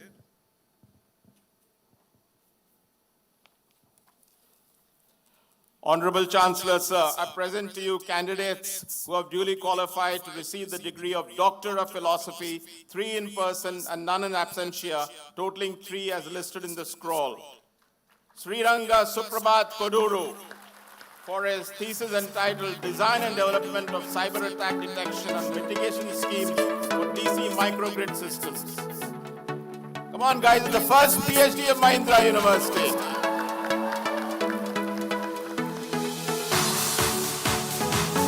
Can I request Mr. Ronnie Suruwala to please present it? My apologies.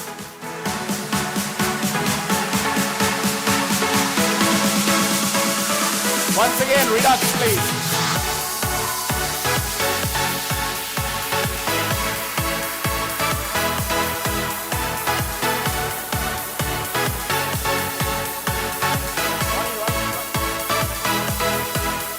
Avinash Gupta for his thesis entitled Analytical and Numerical Studies of the Mechanics of Interface Failure.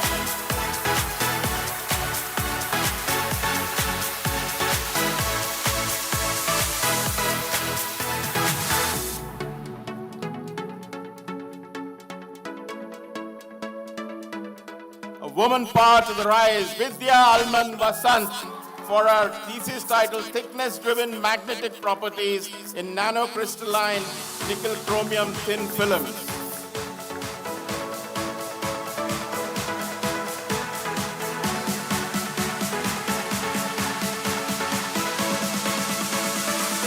Thank you, Ronnie.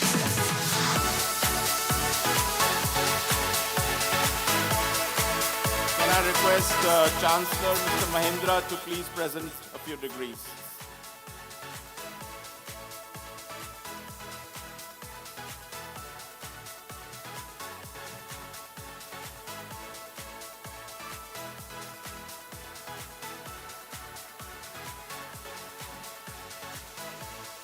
Sir, now I present to you candidates of batches 2021 who have duly qualified to receive the degree of Master of Technology in Computer-Aided Structural Engineering, CASE in short, from the Department of Civil Engineering, and Master of Technology in Autonomous Electric Vehicles, AVs in short, from the Department of Electrical and Electronics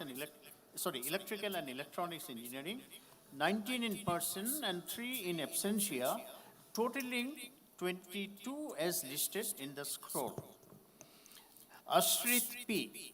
for case 2021.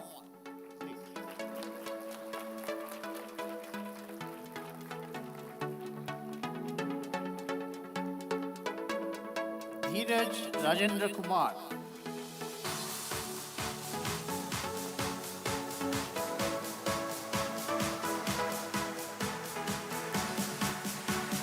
Kishan.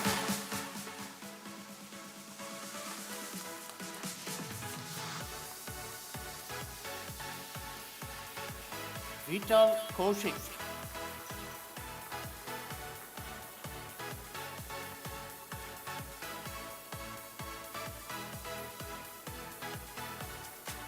Mansa Surendra.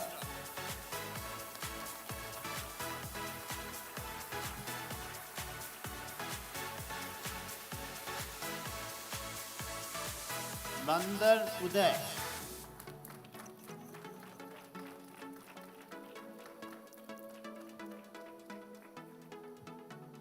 Naveen.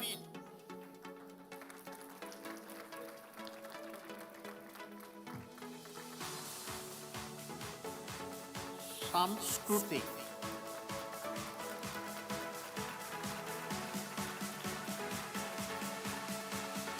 Sweta.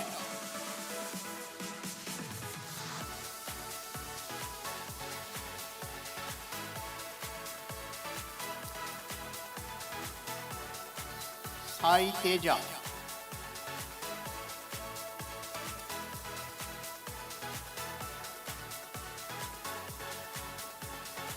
Amrita Pali.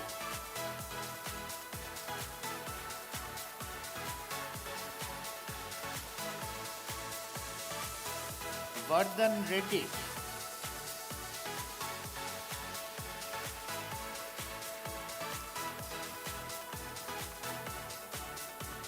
Meghna.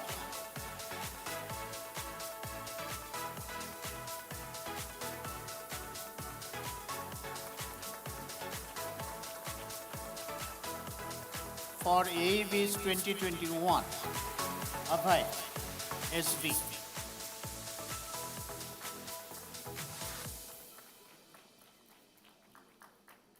Churchill Kumar.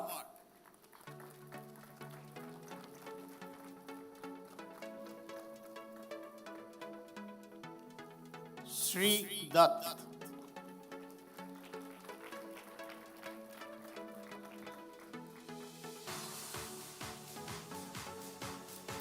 Ram Keshav.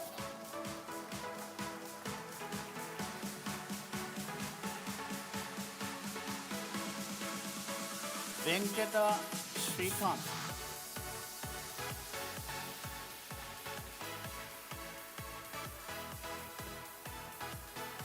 Mahesh Bharat.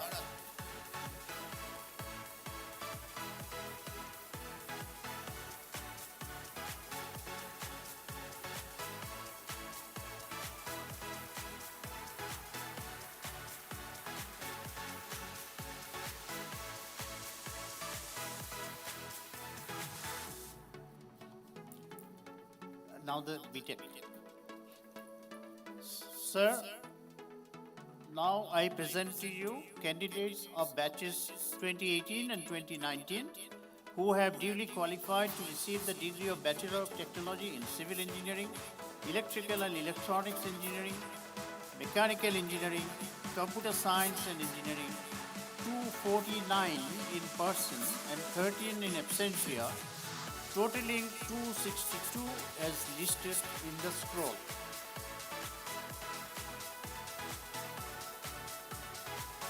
For batch 2018, Mechanical Engineering, Prabhu Patil.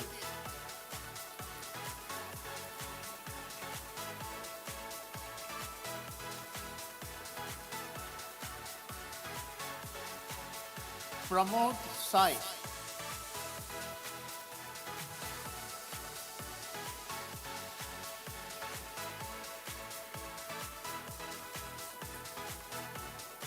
For batch 2019, Civil Engineering.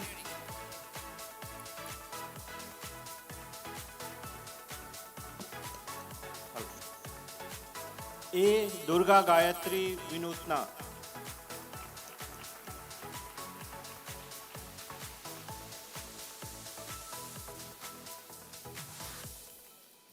A. Pritika Reddy.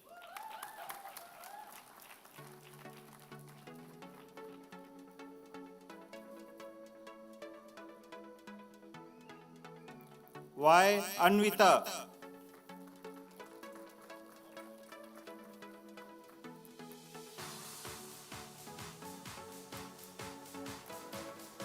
Aiti Pamula Bhavani.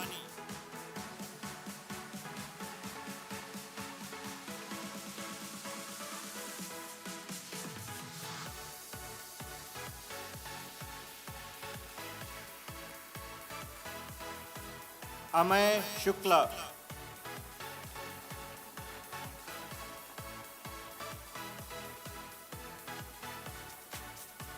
Bondada Abhishek Kumar.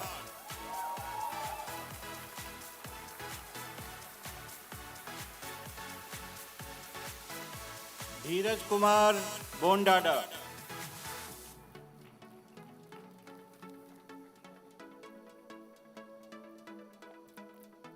Carol Rachel Kakileti.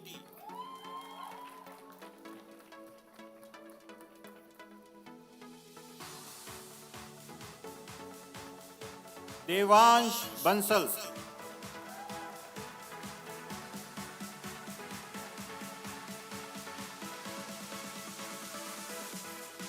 Duggirala Sai Vaishnav.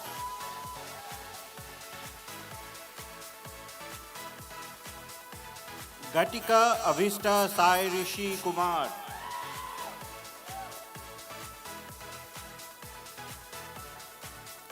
Indranil Reddy Billa.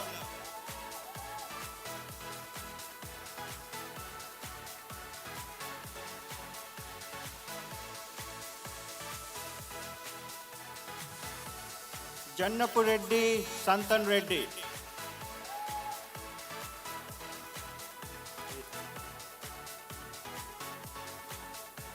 Kadri Bhunesh.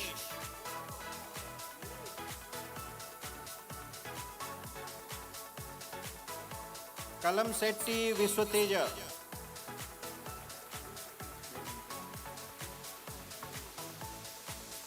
Kanigiri Chandrakant Reddy.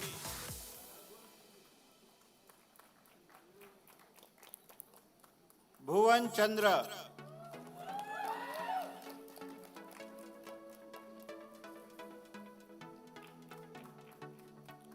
Manvita Thigala.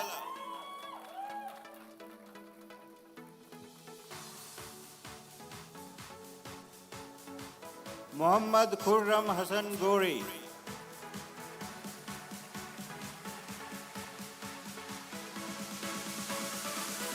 Muhammad Mujtaba Moeed.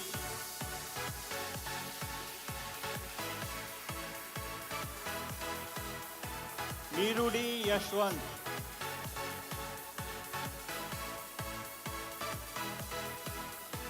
Penmatsa Gautam Verma.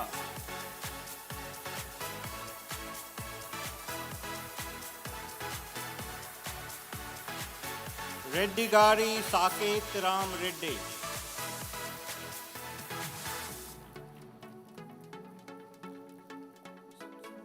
Saksham Rajput.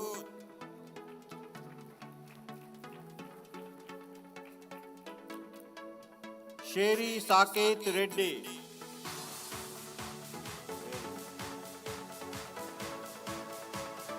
P. Siri Reddy.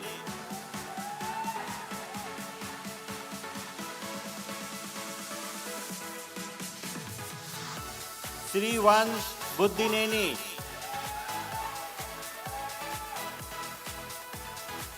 Vanga Amulya Reddy.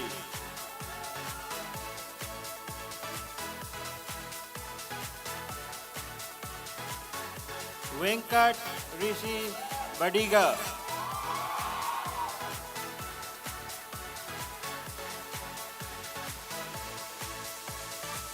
Ungarala Yashwantarao Subhash.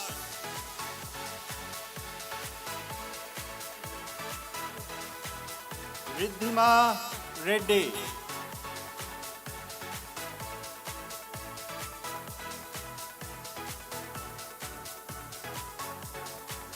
Amit Chandra Kodali.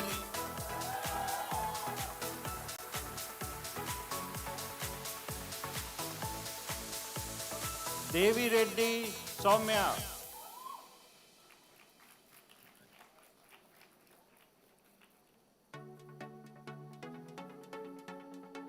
Gopu Venkata Sivasai Samir.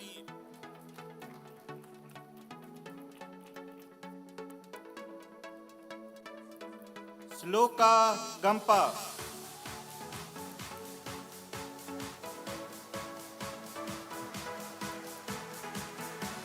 Cynthia Mayuki Kotamaraju.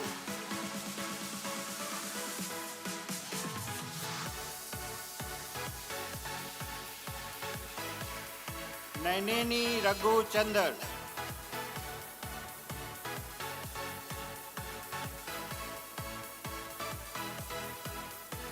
P. Viswajit.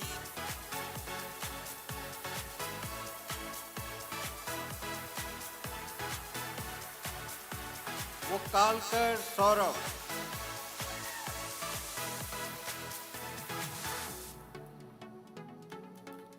Semant Reddy Bommo.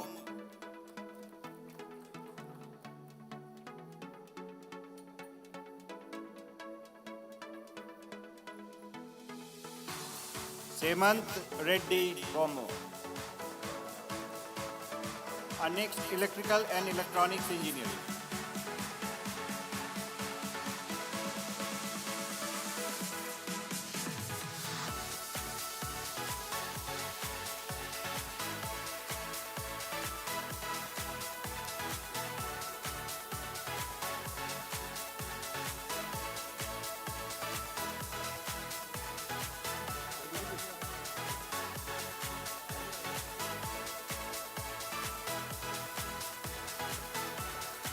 A. Pratyusha.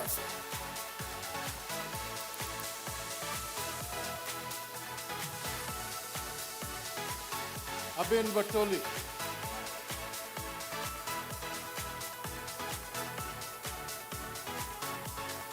Adla Ashwarya.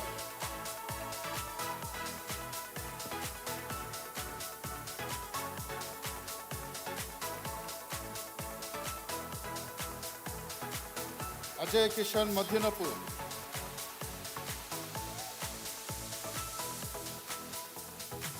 Aleti Akshit Reddy.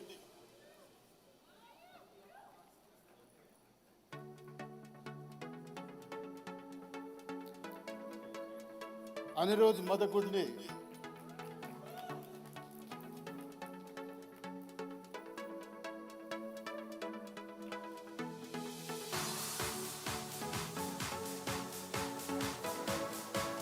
Annamanidi Charishma.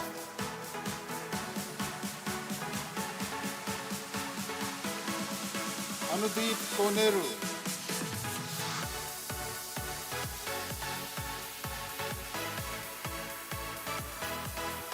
Jayakirt Vardhan Kilaparthi.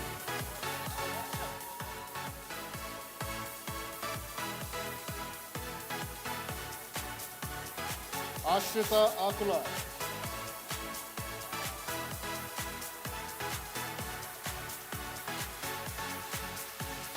Bayana Harshita Jhansi.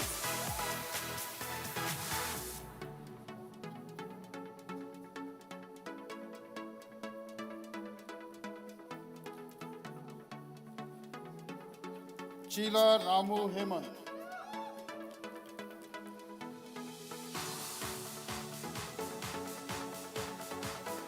Cherukuri Sanat Kumar.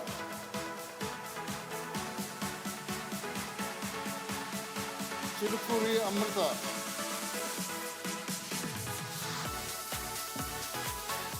Chittam Reddy Parthisarathy Reddy.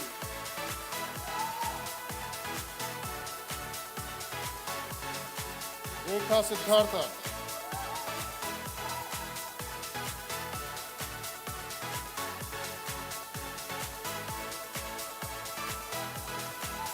Kaivalya Kishore Dikshit.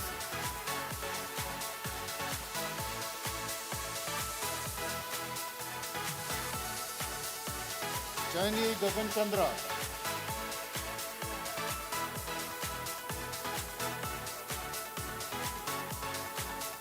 Gajawada Vinay.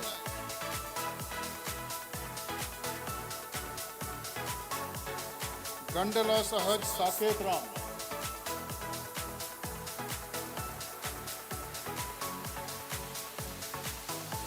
Gottipalli Jayasamir.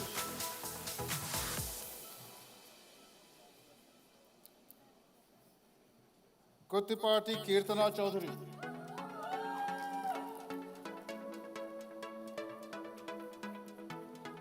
Grashma Srihita Chaprala.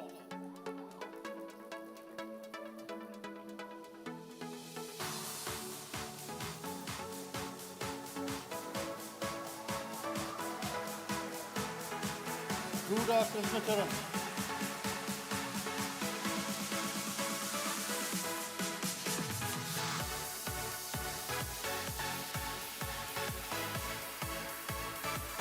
Gunapati Bhupesh Reddy.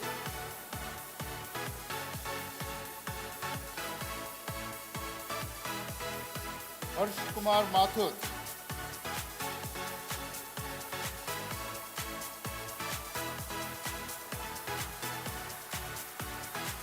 Himanshu Sai Samrat Balusu.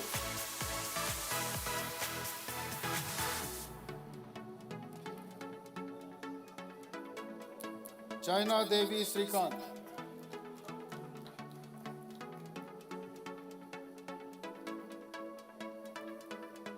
Kakarla Tanvi.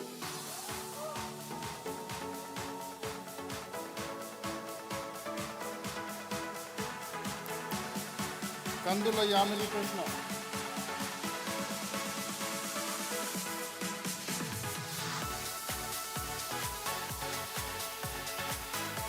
Karnam Geetika.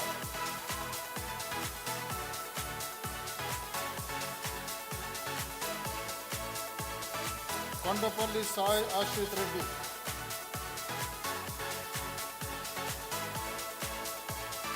Koyalamuri Surya Lakshmi Pranadi.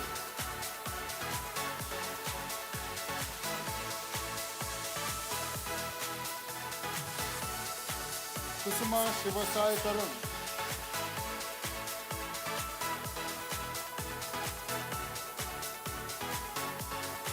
Deburu Aniket Reddy.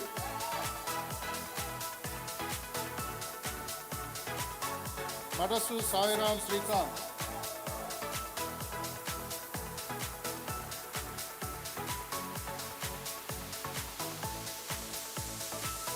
Melvin Matthew Miller.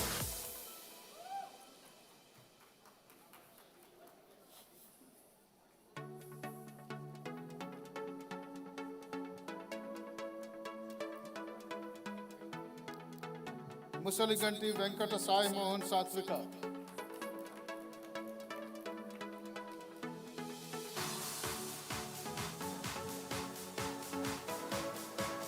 Narappa Reddy Abhiram Reddy.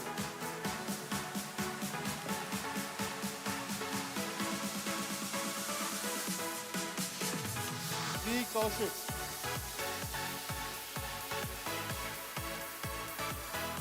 P. Shrutija.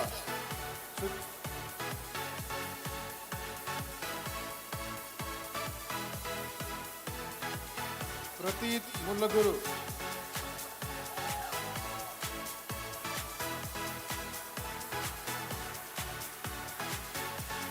Purvala Sai Priyanka.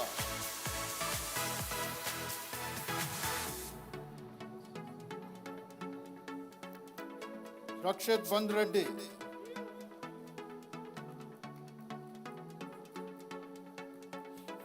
Vaibhav Marwa.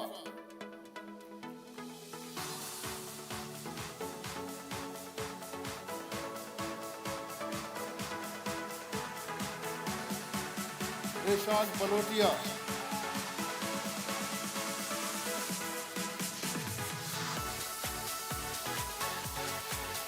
D. Taman.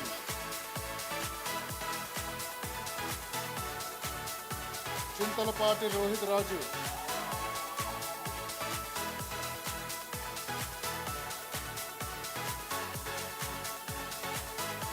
P. Roshini Reddy.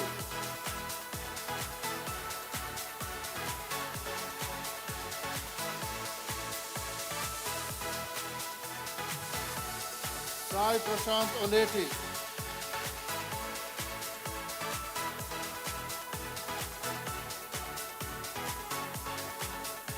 Simhadri Dheeraj Krishna.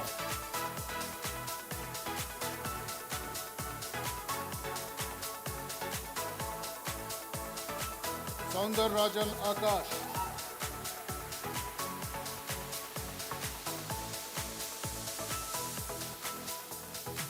Sri Mahati Kaparthi.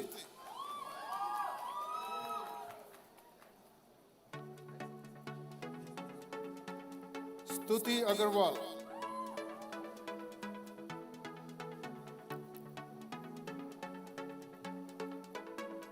P. Kaushik Reddy.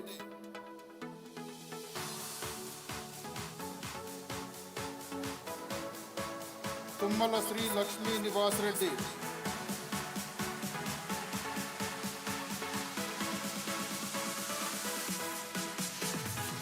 V. Meghana Reddy.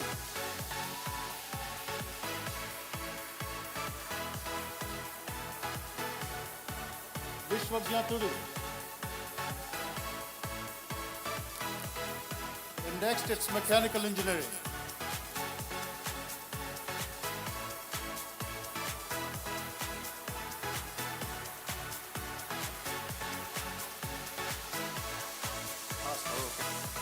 Abdul Rafi.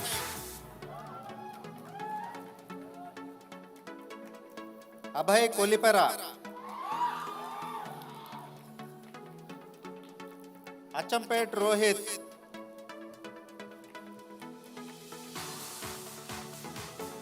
Anish Bogarapu.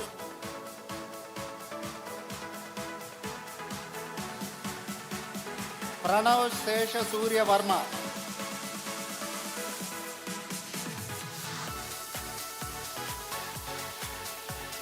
Sai Raghavendra.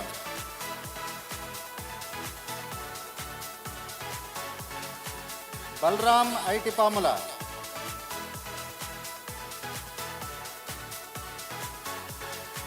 Basireddy Madhukiran Reddy.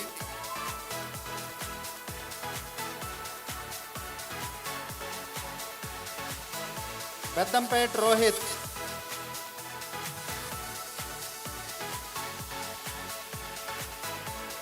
Bharadwaj Surapati.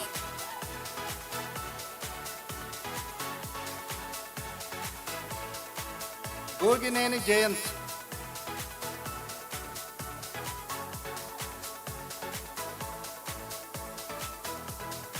Bata Rohan.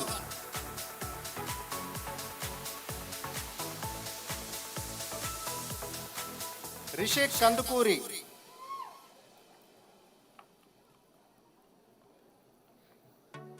Darohar Sahadut.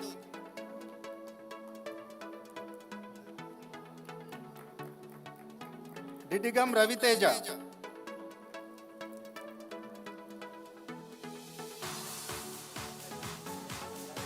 Gayatri Viranki.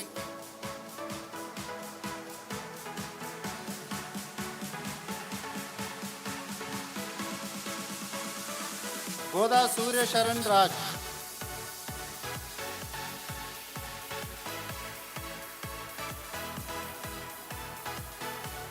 Gopi Reddy Vinay Reddy.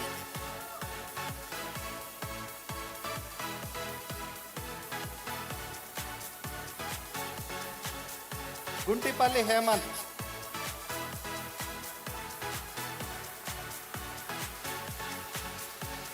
Indukuri Anish Varma.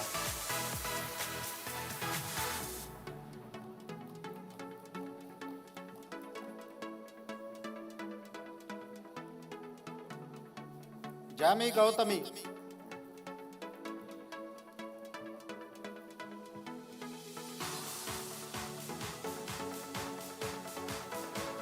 Kadaverku Sai Pranit.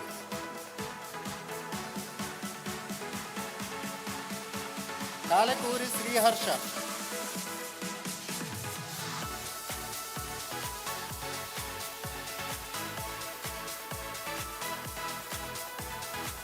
Kannan Malla.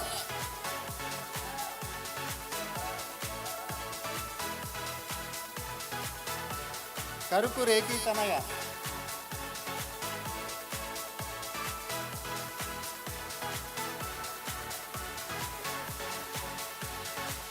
Karyampudi Sai Venkat Abhiram.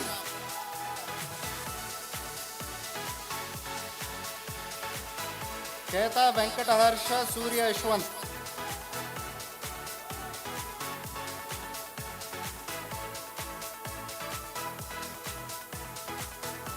Goodavalli Komala Shivakarthik.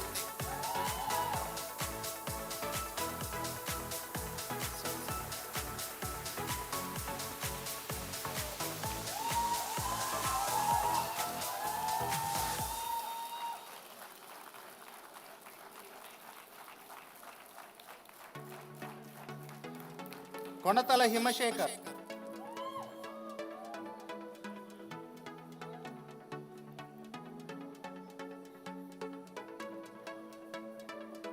కోతూరి Harshith Kumar,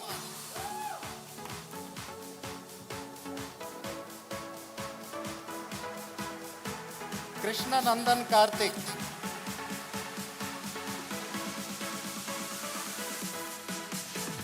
Lakshadweep,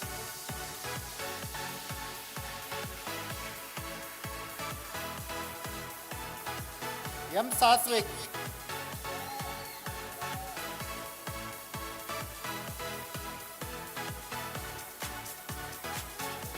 Mahe రంకా,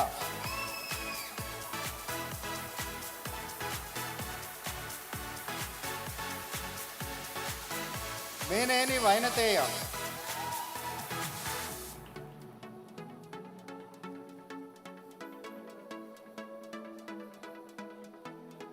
Mihir Rahul రక్షే,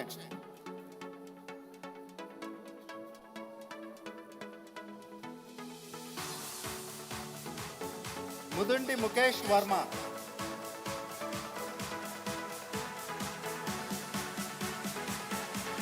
Munjuluri Krishna Sai Aparna,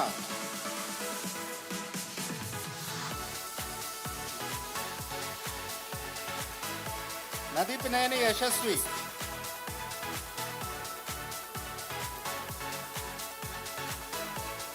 P Siddharth,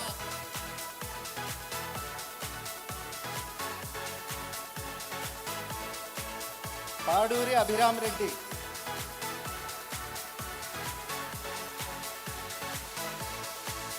పల్లె బాలాజీ నవీన్,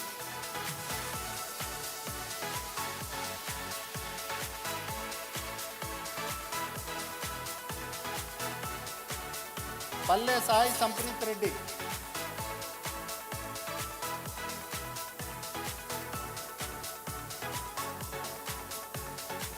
ప్రత్యూష్ ద్వివేది,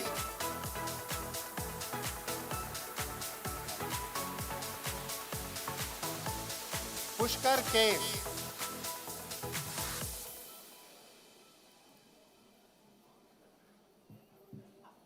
రాహుల్ రెడ్డి అమిరెడ్డి,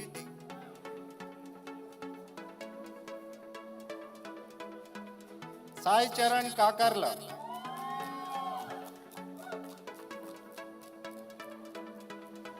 సంఘర్ష్ కిరీటి,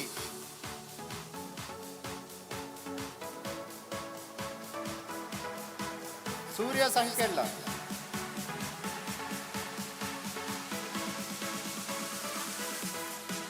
సిద్ధాంత్ భరత్ పాటిల్,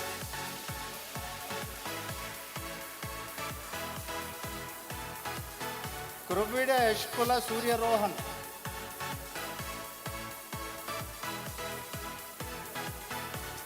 శ్రావణి గంజి,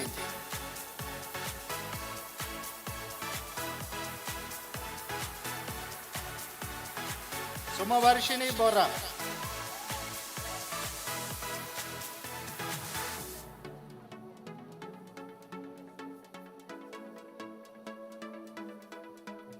సూర్యతేజ్ కొలమల,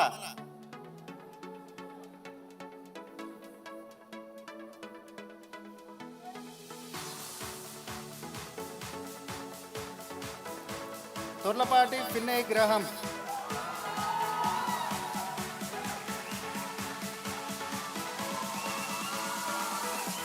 వి Anish Reddy,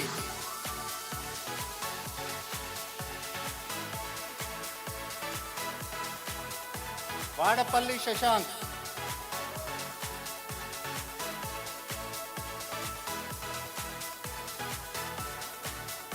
Valluru Satvik Reddy,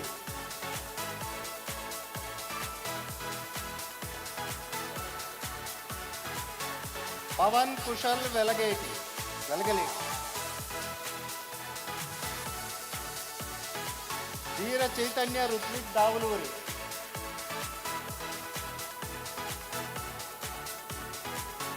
Veldurthi Sai Rohit,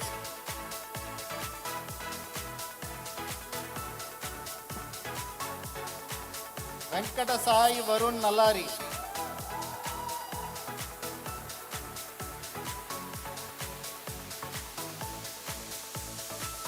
Appagalla Shashank.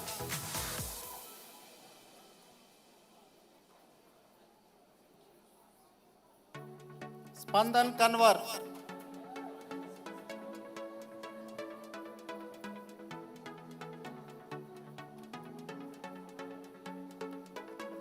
Vanga Vamshi Krishna.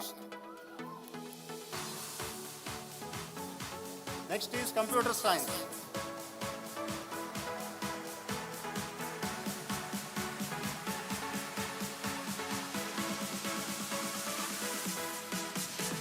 So Mr. Aryan Sharma.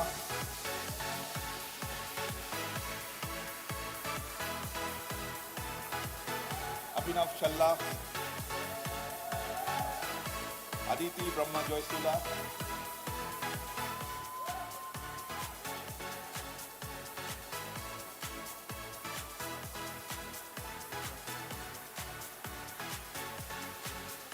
Alan Chaco Johnny.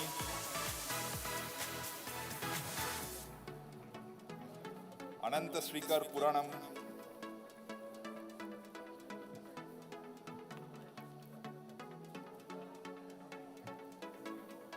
Anchala Vishnu.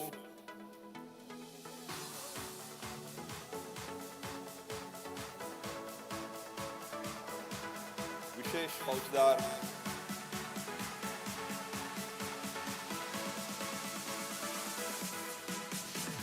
Himineni Rakesh. Bhairava Jula Sriyugesh.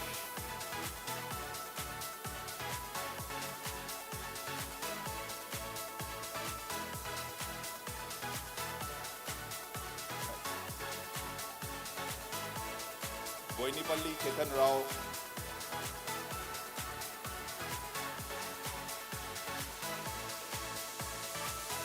Rutvik Reddy.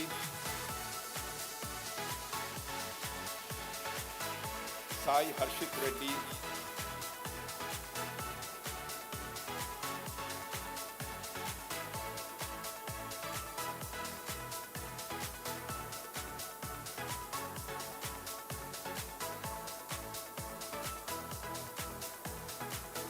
Okay. So we have Mudura Kolla Chinnu. Harshavardhan Reddy. Manish Reddy.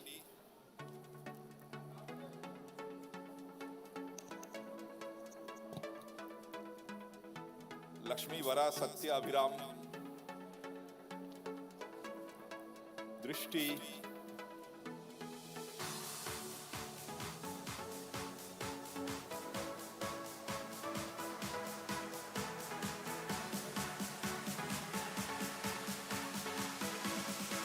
Manushri.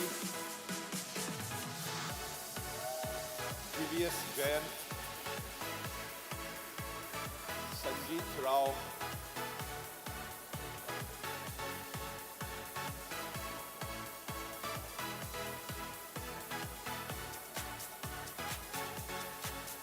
Gadila Gaurav.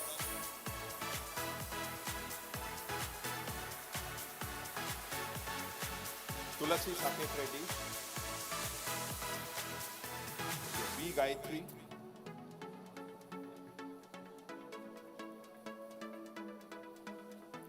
Gummadi Tilak.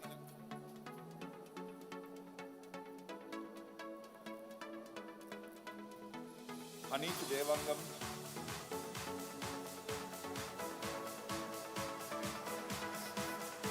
Satvik Kumar.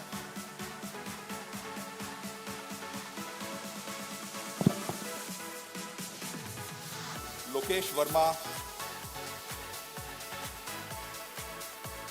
Lagi Shakti Ridvik.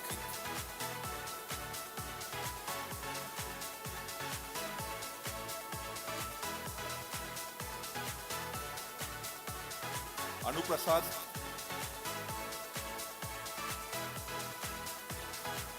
Manasa Reddy Aleti.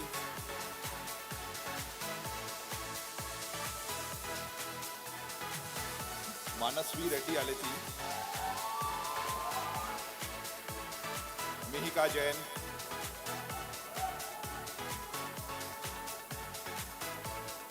Mohan Kumar Reddy.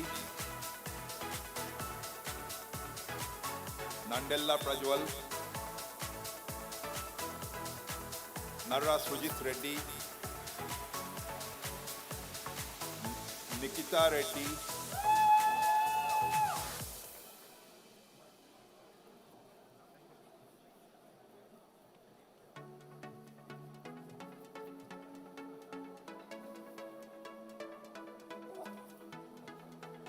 Nimma Sai Hriday Reddy, Vendam Dheeraj, Dheeraj Rahul Reddy,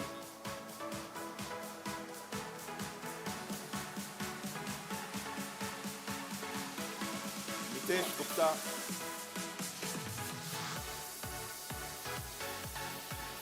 Pranav Kumar Reddy,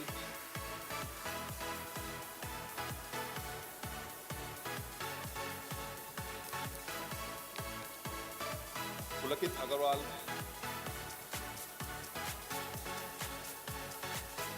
Raja Raghav,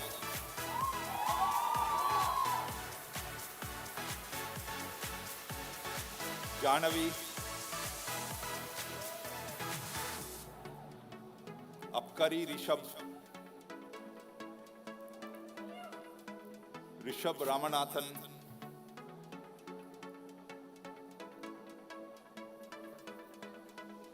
Rishabh Ramanathan,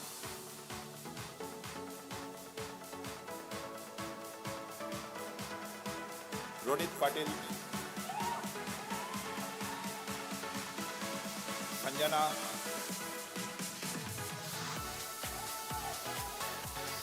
Sahiti Joysula,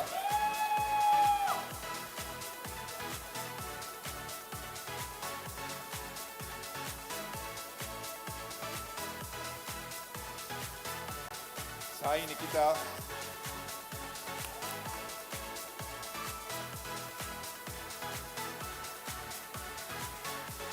Sai Shreya,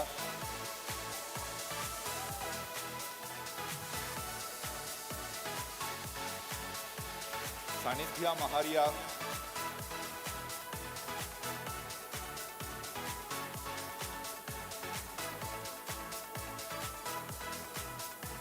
Shagufta Anjum,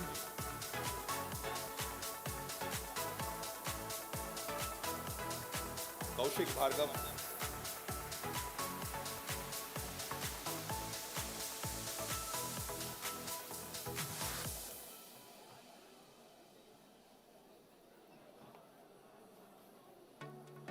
Sai Akash, Vinesh Reddy,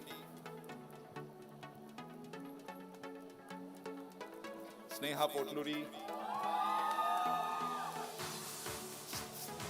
Snigdha Challapalli, Savya Velamuri,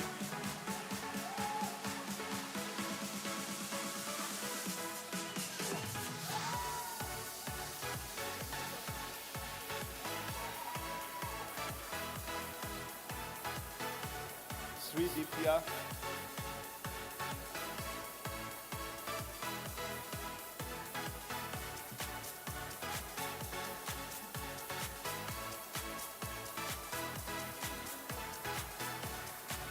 Sriramadu Saket,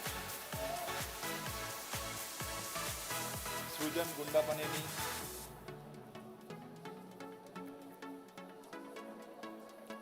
Nukala Sushant, wait. Shubhradeep Saha is missing? Okay, sorry. Shubhradeep Saha, Abhinav Sai, Gautam Reddy, Venkata Rohan, last but not the least.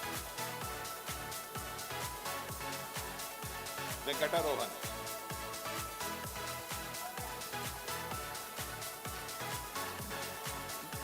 Parents. So there are some students who could not come, but their parents have come here. So I'll read out the student's name followed by the parent's name. So student is Srivani. Student's mother and father, Mrs. K. Anuradha, Mr. P. M. Vishwamitra. Student name is Srivani. The next student name is S. Vishal, and his mother is Brinda Shivakumar. Parent is Brinda Shivakumar. And one more student, Gunda Vignesh. So he could not come. His parents have come, Mrs. Gunda Srinivas and Mr. Gunda Srinivas and Mrs. Madhavi.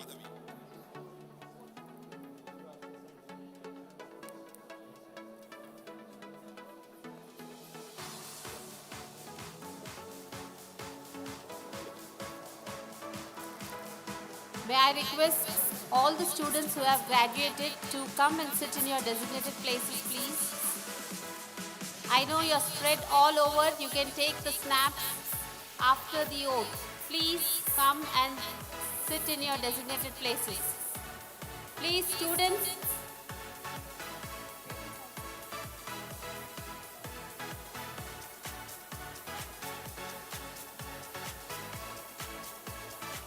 My heartiest congratulations to all the doctoral and degree recipients on the successful completion of your academic endeavor.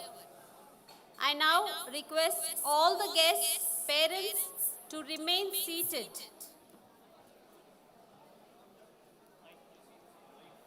All others to be seated, please. And I request all the degree recipients to rise up from your seat to take the oath. All degree recipients to rise up to take the oath. I invite the Honorable Chancellor Sri Anand Mahindra to administer the oath. All others apart from the students to please sit down. And the students alone will rise to take the oath. I hope we have some students to take the oath. Hey guys, come on, let's get the oath taking done, yeah? Everybody. I think all of you know the procedure. It's my honor to administer the oath. And please repeat after me as I go through the oath line by line. I will start with I, and after I say I, you will please say your name, and then I will move on. I hereby pledge that it shall be my constant endeavor to be scrupulously honest in the discharge of my duties, to uphold the dignity of the individual and the integrity of the profession, to utilize my professional knowledge for the glory of my alma mater, in the service of the country and mankind at large.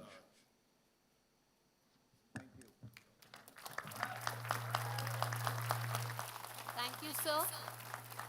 Students, please sit down.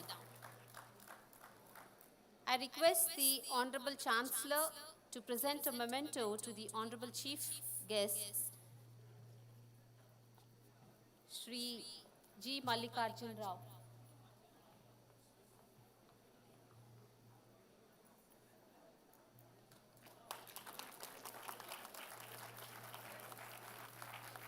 I request the Honorable Chancellor to present a memento to the guest of honor, Mr. Ronnie Screwwala.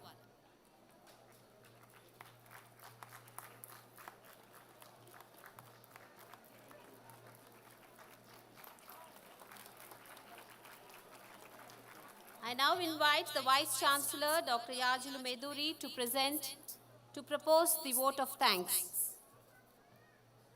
Thank you. Let me be as brief as possible. Honorable Chancellor, Honorable Chief Guest, Mr. Rao, Honorable Guest of Honor, Mr. Ronnie Screwvala, dignitaries in the dais, parents, media, faculty, guests, ladies and gentlemen, of course, students, and my infra colleagues and everybody else who has worked on this on behalf of Mahindra University, a big, big, big thank you. I need a big applause there, please. Thank you. Thank you, guys.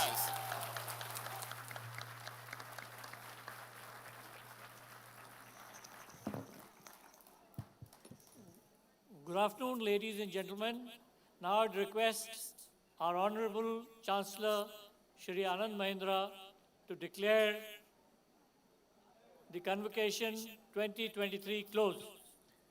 Yep, so here are the words you've been waiting for. I declare the Convocation 2023 closed. Congratulations.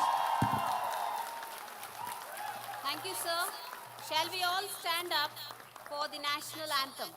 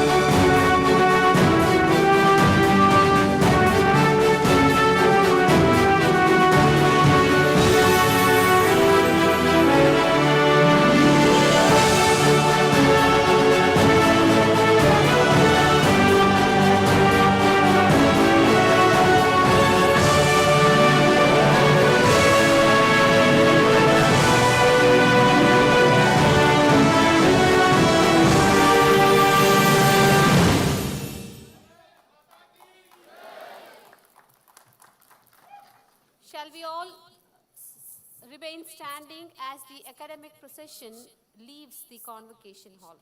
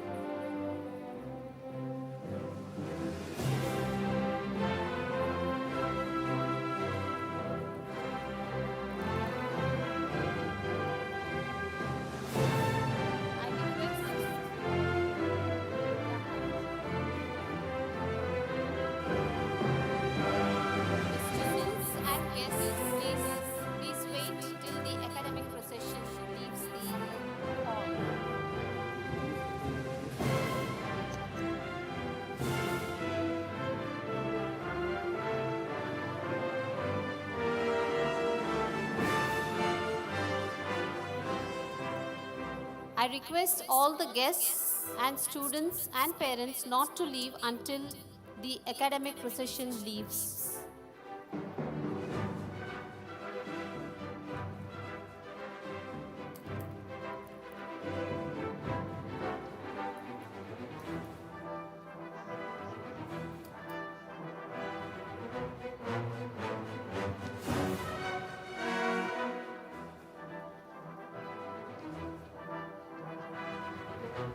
Thank you. So now students, I think you will want to take pictures with your batchmates and the available faculty here. You can come. The first set of students will be the civil engineering students. You can come here. Oh, sorry. Okay, the first set of students will be the PhD students, please. And then the MTech, followed by the civil, electrical, mechanical, and computer science engineering. Yeah, all the 3 doctoral degree students can come here.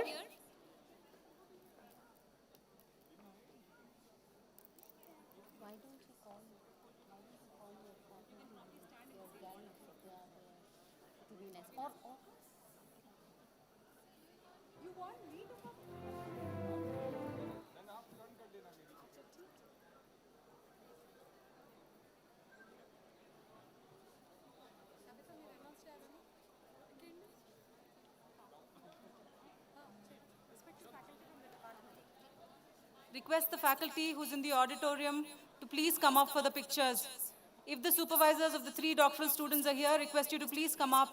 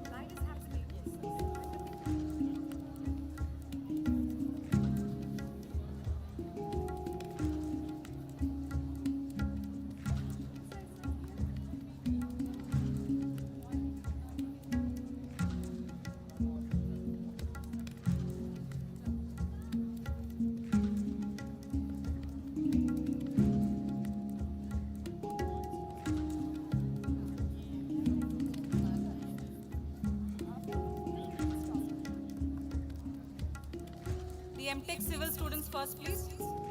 MTech Civil Engineering Department. And faculty from the Civil Engineering Department who are in the auditorium, request you to come up to the stage. MTech case.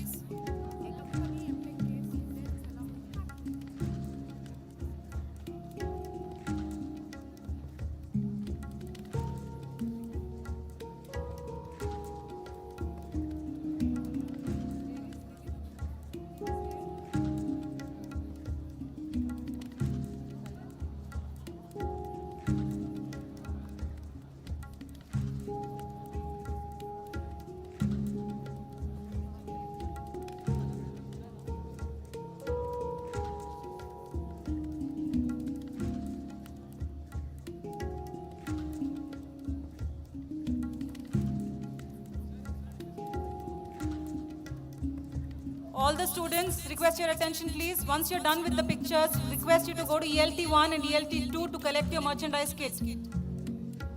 Please go to ELT1 and ELT2 to collect your merchandise kit, after which you can proceed for lunch.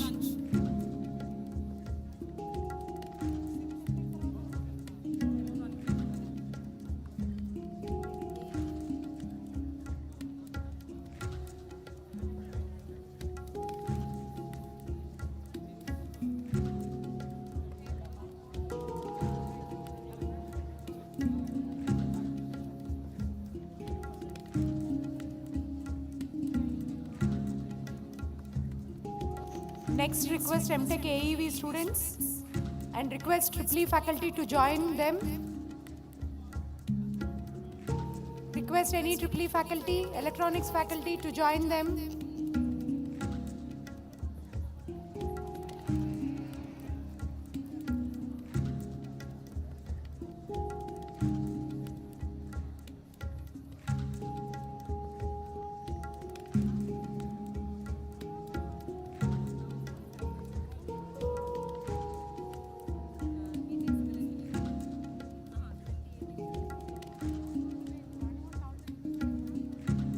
BTech Civil Engineering batch, BTech 2019 Civil Engineering batch, on the stage for a picture.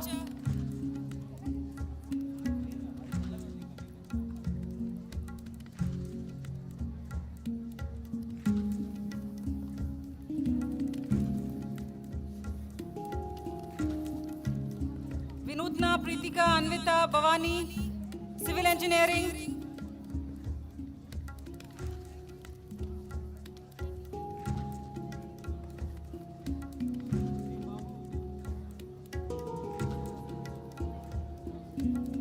Amay, Abhishek.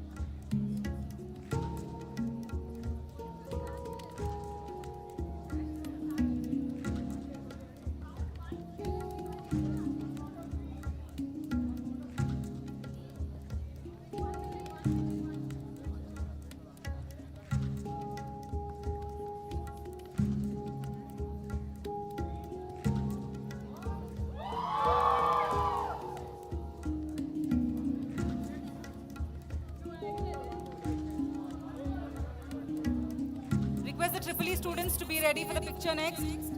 Triple E students, please. 2019 batch, Triple E.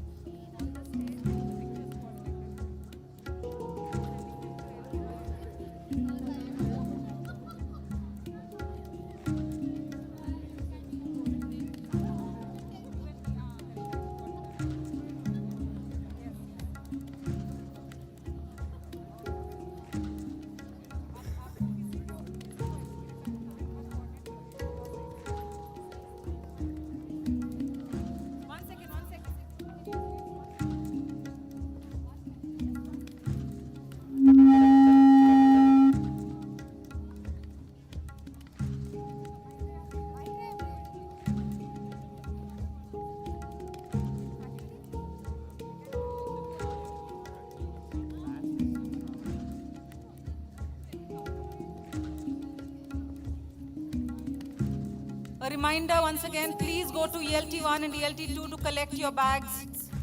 Students, once you're done with your pictures, please go to ELT1 and ELT2 to collect your bags.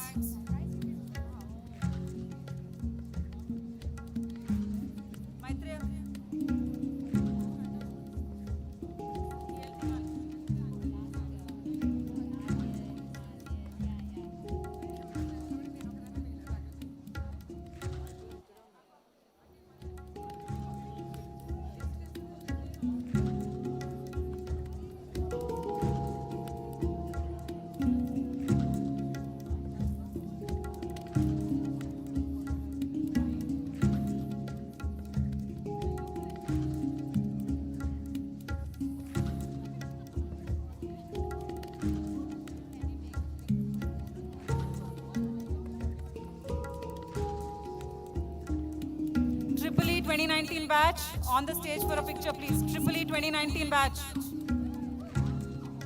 Faculty of the Triple E department, any other faculty that's in the auditorium, request you to come up for a picture.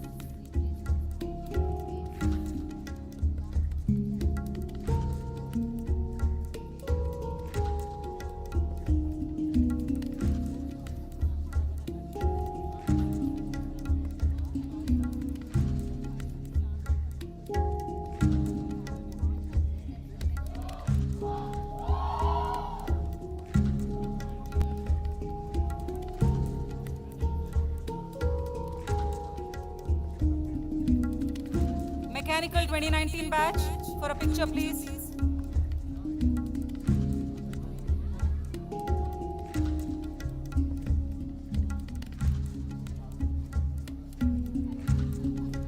Triple E, do you want one more picture? Triple E students. Is there one more picture? Okay, all the Triple E students gather back on the stage. Triple E students, back on the stage.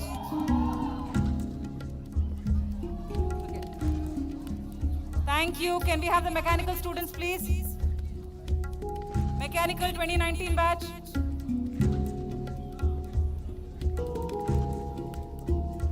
assembly students to please leave. Mechanical students on the stage, 2019 batch.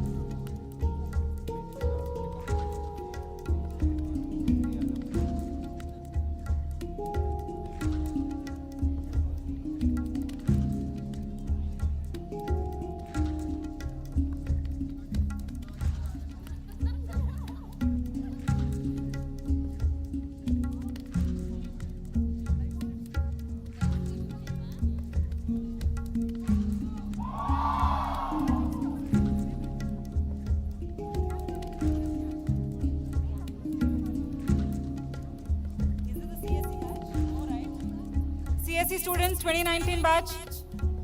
CSE 2019 on the stage for a picture, please.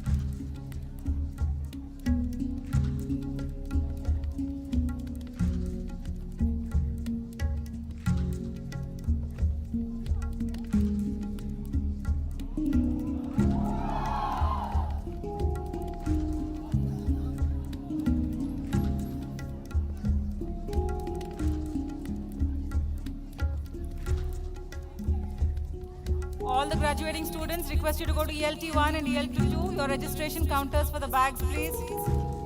ELT1 and ELT2, and to collect your bags. Thank you.